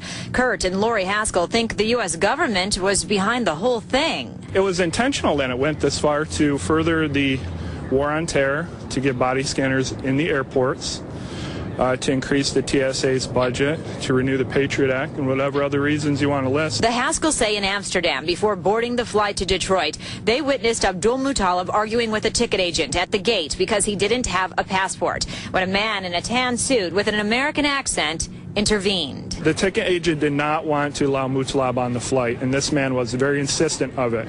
And then she referred them to a manager down the hallway. They next saw Abdulmutallab on board the plane when they saw fire and people screaming. Abdulmutallab has insisted on representing himself in this case. The trial date's now been set for October 4th and could include up to 400 witnesses. It's a very, like I said, very serious case with a lot of potential, a lot of evidence that has to be reviewed, and a lot of witnesses which must be interviewed in order to properly prepare the case. That's Abdulmutallab's standby attorney, Anthony Chambers. Although the judge has urged Abdulmutallab to have Chambers represent him, so far, he's refused. I think that this is a case that we can help him with greatly. It's a very defensible case. And you just heard the standby attorney saying he thinks it's a very defensible case. Of course, with Abdulmutallab representing himself, it will be interesting to see just how well he can defend himself. They do say that he's been having some trouble. All right, you can watch the rest of it up on Infowars.com and PrisonPlanet.com. But the issue here is Kurt Haskell isn't saying this. He witnessed it. The government tried to deny it and now has admitted it. And is his standby lawyer going to bring this up? Is Mutallab clearly out of his mind going to bring this up? We saw the government cook the bomb, train the driver, and order a stand down in '93 with the first World Trade Center attack. It's the same story over and over and over again. A month ago in Germany, a plane came in with a supposed bomb. Turned out that was a drill, but they reported it after. Kurt Haskell joins us, who's been completely vindicated in spades, everything he talked about. Kurt, we appreciate you and your wife's courage. Thanks for joining us. Thanks for having me back on, Alex. Recap, basically, for those that don't know the details of the story, exactly what happened and now what's unfolded since then. Sure. Well, the main part of what people want to hear me talk about is what I saw before boarding, which was a man in a tan suit who appeared to be Indian escorting Mutallab to the ticket desk, indicating that Mutallab needed to get on the plane, but he didn't have a passport. The ticket agent refused, and then the man in the tan suit said, he's from Sudan. We do this all the time. They got into a bit of an argument, and then she referred the man in the tan suit and Mutallab down a hallway to talk to the security manager, and then, of course, he winds up on her plane detonating a defective bomb, but we didn't know it at the time, a few hours later. So, that's what most people want to hear from me. As to my pre-boarding account, it shows, that not everything was on the up and up before boarding, and now we have, since then, we have more FBI plots where they've admitted giving the Portland Christmas tree bomber and the Wrigley Field bomber, just two off the top of my head, intentionally defective bombs. And now we have standby attorney Chambers indicating that, in fact, this was a defective bomb. With all the other evidence, I could go on and on and on about all the other evidence, but I think if you just take those three pieces of evidence right there and add 2 + 2 + 2, you have the U.S. government letting Mutallab on the plane with an intentionally defective bomb. And then we have the FBI visiting your office a month or so before the State Department admitted that what you'd said was basically true. Unnamed U.S. agency, to be technical, I guess, helped him get the visa and then helped him get on without the passport, to be technical. And you witnessed this, and then the media tried to say, and the government, oh, no, Haskell and his wife, they didn't see this. Then once it lands, they pull you off, claim they find other bombs, clearly other men that were somehow attached to the underwear bomber. All that gets covered up. You're told you didn't see that. Then other witnesses come out on CNN and confirm what you saw. But all that gets swept under the rug, and this happens. And within minutes, Chertoff, who didn't tell the public he was making money from it, is on TV saying, don't worry, we'll put scanners in now that they'd already ordered a year before, claiming they went in because of this when they'd already ordered them. And this full TSA, hands down the pants, giant international story. This is how they're selling us this. And they go out and find mentally ill, low-grade morons. You and others described him as being kind of disheveled. Some saying he almost looked drugged. I've seen videos of him. He looks like he's probably at a 75 IQ, probably retarded. And the whole thing is just a giant setup, and now he's going to represent himself. And you're a lawyer. I mean, this whole thing looks extremely shady. Is there any way for you to force your way into the trial as a witness? But I guess Mutallab would have to call you or the prosecution and say, hey, let's get into real questions. Let's talk about who was behind him. Let's talk about the government getting him on the plane. And there's not a chance that the prosecution is going to call me as a witness. Now, I have been in discussions with standby attorney Chambers, and if he has anything to say with it, I'll be one of the main witnesses for the defense. But, as you stated, Mutallab is currently representing himself, so who knows how the trial will play out. It's a total crapshoot if someone's representing themselves at a trial. Well, I've interviewed multiple prisoners and lawyers who sued and got the documents and got sworn affidavits from Larry Nichols that McVeigh was told, your family's going to be taken out. You are special forces. We had you do this. You'll be taken care of if you just go along with it. And I wonder if they're telling the underwear bomber the same thing now, because, I mean, the fact that he doesn't even really speak good English, does he? And now magically he's going to represent himself. This is just incredible. I mean, the only way they can keep this from coming out in the trial is to keep you and others from speaking. Yeah, you're probably right. He did have an interpreter at the hearing I was at last week. His English seemed to be fairly good, but he did talk to his interpreter on 2 or 3 occasions, so his English isn't perfect. Is he, Kurt, is he saying anything? Thank God you've been there. Hopefully you can come back on as this unfolds. I mean, you're the expert on this. I mean, take us where we need to go. I'm just asking questions that seem rational here, but I mean, if I was the underwear bomber and I'd been led on the plane by people and protected, he should be saying, I was set up, yes, I did it, but the government helped me. I mean, is he saying anything like that? No, not at all. As a matter of fact, most of the hearing I was at, about 25 minutes of it, and the hearing went on maybe 40 minutes, was Mutallab and Judge Edmonds basically arguing back and forth whether he was going to represent himself or not. Judge Edmonds insisting that he should have an attorney, and Mutallab saying, no, I'm representing myself. And this just went on back and forth for about 25 minutes. It was the strangest thing. It seemed like everybody watching this in the courtroom just wanted to stand up and say, let Chambers be your attorney instead of your standby.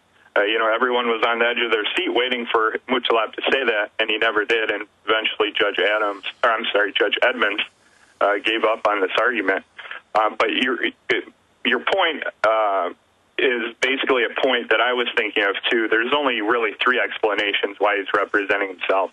He's being threatened with something, he's being promised something, or he has such a distrust for the United States system itself due to being duped in this plot that he does not trust an attorney being appointed from the court. So I don't know which of the 3, but I don't see that there can be any other possibilities other than one of the 3, and I don't know which it is. Well, in the last year, as you mentioned, there have been 8 cases that we've chronicled here that I know of where they go out and find people who are described as morons, normally out of the prisons, are recruited directly by the government, contacted by the government out of whole cloth, and directed to carry out jihad with dud bombs. Clearly here we know that's what happened. The evidence, as you said, is incontrovertible. And, boy, this is really going to hurt the insider's agenda for the police state if it's able to come out what really happened. I agree. The question is it going to come out? I really have a hard time believing that it's going to come out.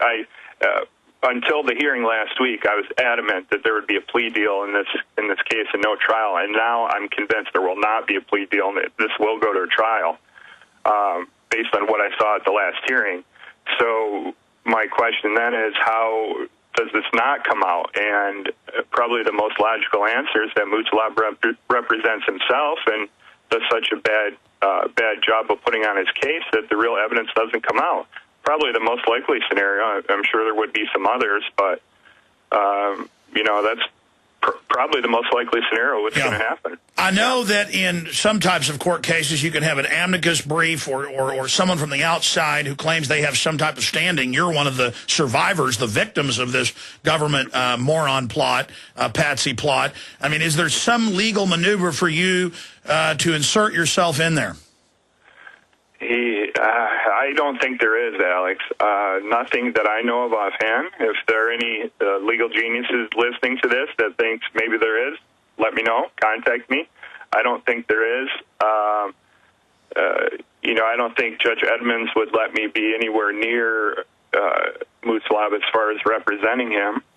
And interestingly, on that point, there was a discussion during the hearing, too, that the standby attorney Chambers is having a hard time getting a hold of Mutallab in the prison where he's at, Milan Prison, indicating on the record that his voicemails are not being given to Mutallab, his faxes are being thrown away, and he's not getting cooperation in setting up appointments with Mutallab from Milan Prison to the extent that Judge Edmonds said she would make a call to the prison to discuss it with them. And standby attorney Chambers even saying that he believes Milan Prison got a call from someone higher up, I think those are his exact words, which led to this lack of cooperation.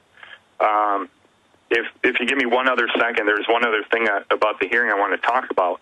There was another discussion, quite lengthy, whether standby attorney Chambers would be given the evidence that Mutallab's originally hired and fired attorneys have provided by the prosecution because he's only a standby attorney.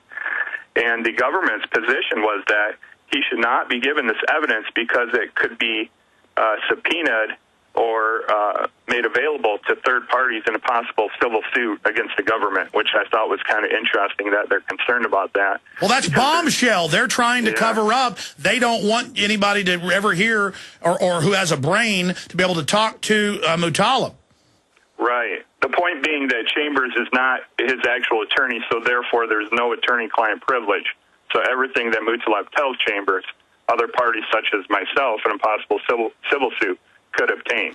I thought that was pretty interesting. There was about 10 minutes of the hearing spent on that. So that's an admission that they're concerned about evidence that shows that the government is civilly liable. Well, that's one way you can interpret it, definitely. They did seem to be concerned about that. We're going to break in a moment, but continue fleshing that point out. I mean, because you're a lawyer, you understand this better than some. Sure. Sure. Do I have time right now before the break? Yes, you do. Okay. With attorney-client privilege, anything your client tells you cannot be repeated to another person unless the client gives the okay. Chambers is only a standby attorney, therefore he does not have the attorney-client privilege with Mutallab at this point. So all the evidence that the prosecution had to turn over to the defense initially when Mutallab had a legitimate attorney, the prosecution is now arguing it shouldn't be given to Chambers because that could be turned over to other parties because it's not subject to the attorney-client privilege, such as myself. If I were to sue the United States government, I could obtain every conversation and every document Mutallab would have given to Chambers. And the United States government's attorneys at the hearing last week seem to be pretty concerned about this. Do you think that clears it up, Alex? I don't know if I can be more clear than that. No, that is stunning information. So they're clearly trying to hide something. I want to come back from break and strategize with you, Kurt, about where we go from here. Obviously, this is very dangerous for you and your wife, very dangerous for the standby attorney, because we know this guy was their patsy and this was a setup, and that's been confirmed. And you're absolutely right. Kurt Haskell blows whistle, an undercover bomber. Headline, given bomb by U.S. government to boost TSA budget and implement body scanners. We'll be right back. Okay, Kurt Haskell's with us a little bit in the next hour, survivor of the Christmas Day bombing a year and 2 months ago. And Kurt, you're a survivor. You're also a lawyer. Your wife's a lawyer and a survivor. And you're addressing several million people right now. If you were addressing the American people as a jury about what happened, how it's been used to destroy liberties in this country and where we're going, what would you say to the American people right now in encapsulating all of this and why it's so important? Are you saying what would my closing argument be if I was the attorney? Is that your question? Well, I mean, just everything that's happened. I mean, what do you want to impart to us? Well, I guess what I would say is that the war on terror is a fraud, and it's being used in a manner to take away your rights for whatever reason. I don't exactly know why, but it's pretty clear that it is, and that the United States government has not been forthcoming with you in some of these plots. They are staging these plots, and just keep an open mind and actually give it some thought instead of giving deference to the United States government story. This sort of thing will only get worse unless a stop is put to it right away, and that the people become informed and actually see what the United States government is doing to them as a means to take away their rights, such as putting body scanners in the airports to take away your Fourth Amendment rights to unreasonable search and seizures. That's just one example, but you have to put a stop to it. You know, you have to think critically and look at these plots, weigh the evidence for both sides, and think to yourself what seems logical and not let it factor in that your United States government is one side of the plot. You have to just think logically and think, does their story make sense? And does the other side make sense? And with every plot, you should just think it out and see which side seems to be more credible instead of just initially dismissing the one side because they're against the U.S. government for whatever reason. But that's what I would say. Something along those lines. Well, Kurt, I mean, you are a survivor of this, and you have standing on every level, civilly with the government, the airlines, all of it. And the key here is that everything you said turned out to be true. The government did help him get on the plane, did protect him. It fits the MO of their past dud patsy operations. And the FBI came and basically tried to get you to change your story at your office before all this came out. And now they're trying to keep this guy from the press and lawyers. I mean, you look at it on every front, they're acting very, very guilty. And we've got to get the truth out about this. Yeah, just to clarify the point on the FBI, they didn't actually get me to try and change my story. I just want to be clear on that. It was more like they weren't interested in my story. But then a few days later, I get a call from a passenger who claims to be concerned that when the truth comes out, I will look stupid because he thinks my story's not correct. And he went on and on and on how I shouldn't be talking to the press about this because he apparently knows what I saw, even though he admitted he didn't see it himself. So it was done more undercover. Well, Kurt, the reason I make that statement is they came and ignored you and then put out statements in the media contradicting what you were saying, and then it basically came out that you were correct. Yes. Actually, what they did on more than one occasion, they said they reviewed 200 hours of CCTV video footage from Schiphol Airport, and it showed nothing. And then about 3 weeks later, they came out to the press and said, we're attempting to identify the person eyewitnesses said they saw helping him onto the plane. So totally contradicting their first story, showing that the first story was a lie. And the second man taken into custody, which we haven't even gone into today, the man in orange, but their story on him changed 5 times, and it's all documented in the press. Well, we're coming back in 1 minute. Let's get into the other man on the other side, and we're so blessed to have somebody like yourself who's intelligent, informed, and who's going to the trial. Hopefully we can have you come back on as this trial unfolds. Such an important case for all of us. We'll be right back. Stay with us. We are back live doing a little extra 5 minutes into overdrive here with Kurt Haskell. And he really is a hero for telling the truth, sticking to his guns, being proven correct, going up against the globalist. He has a show twice a week on Blog Talk Radio, the Kurt Haskell Show. Their website is Haskell Family. In fact, tell us specifically about the radio show and about the website, the proper address, Kurt. Oh, sure. I have a Blog Talk show on blogtalkradio.com Thursday and Friday at 4 p.m. Eastern for an hour. I created it. It's a totally non-profit show for those of you insinuating that I did it to make money. It's not true. It's non-profit. I don't accept any advertising, and it was formed to let other people that have been disenfranchised with the media discuss topics about government corruption. So something your listeners might also be interested in. And, of course, the underwear bomber story I've been documenting on my wife's blog all along since Christmas Day 2009 at haskellfamily.blogspot.com if you want to read my blog post going back to the start and seeing how everything has come out bit by bit and how my attitude towards this has changed. That would be a good way to do it. Well, that was my next point. You've gotten a lot more hardcore now, coming right out and saying clearly, they gave him the dud bomb. That fits the MO, and that's what all the facts show. But briefly getting into this other gentleman on the plane. Well, there was a man that filmed the whole incident from before it started until after it ended, and he has kind of just gone into the woodwork. No one wants to talk to him. By the way, Alex, I have his phone number, address, and email address if you want to try and talk to him. I haven't had any luck. I've contacted him a couple of times, and all I get back is a response from his attorney. But I know who he is, and if you want to contact him, let me know, and I'll provide his info to you. Yes, when we go to break, stay there. I'm going to get the name and number now, and we'll start calling him. Tell us briefly, we only got about a minute or two left, what you saw. What I saw in what regard? I mean, with this second gentleman.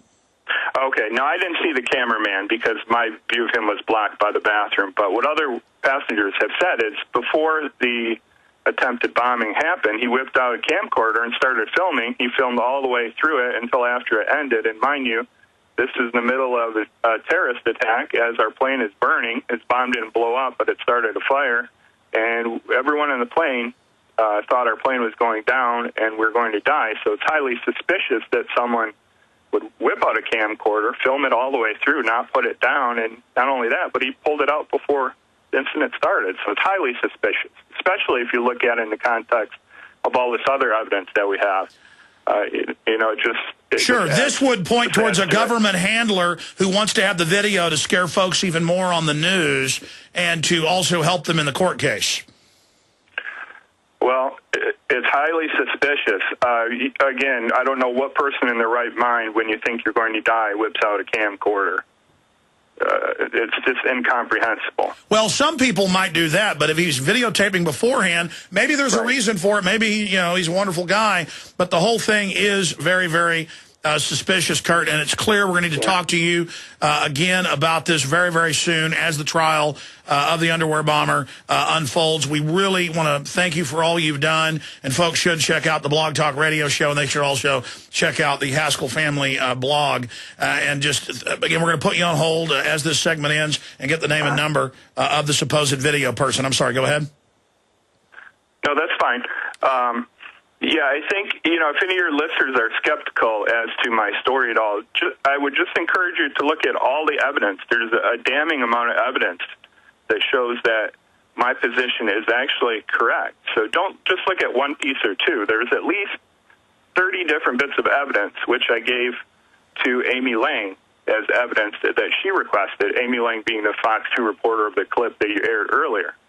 So there's a great deal of evidence supporting my position on this. The government story is nonsensical, contradictory, and just a flat-out lie. Well, Kurt, you've done an incredible job. I don't even know why you're being defensive a little bit. I mean, you're a hero. You've been totally proven right.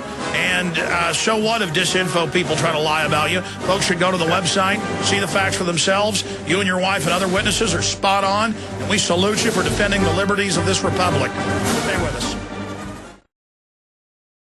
Visit Infowars.com and PrisonPlanet.com. When you're on the site, you can also tune in 24 hours a day to my daily radio broadcast. There's also a free iPhone app to listen to the syndicated radio show when and where you want.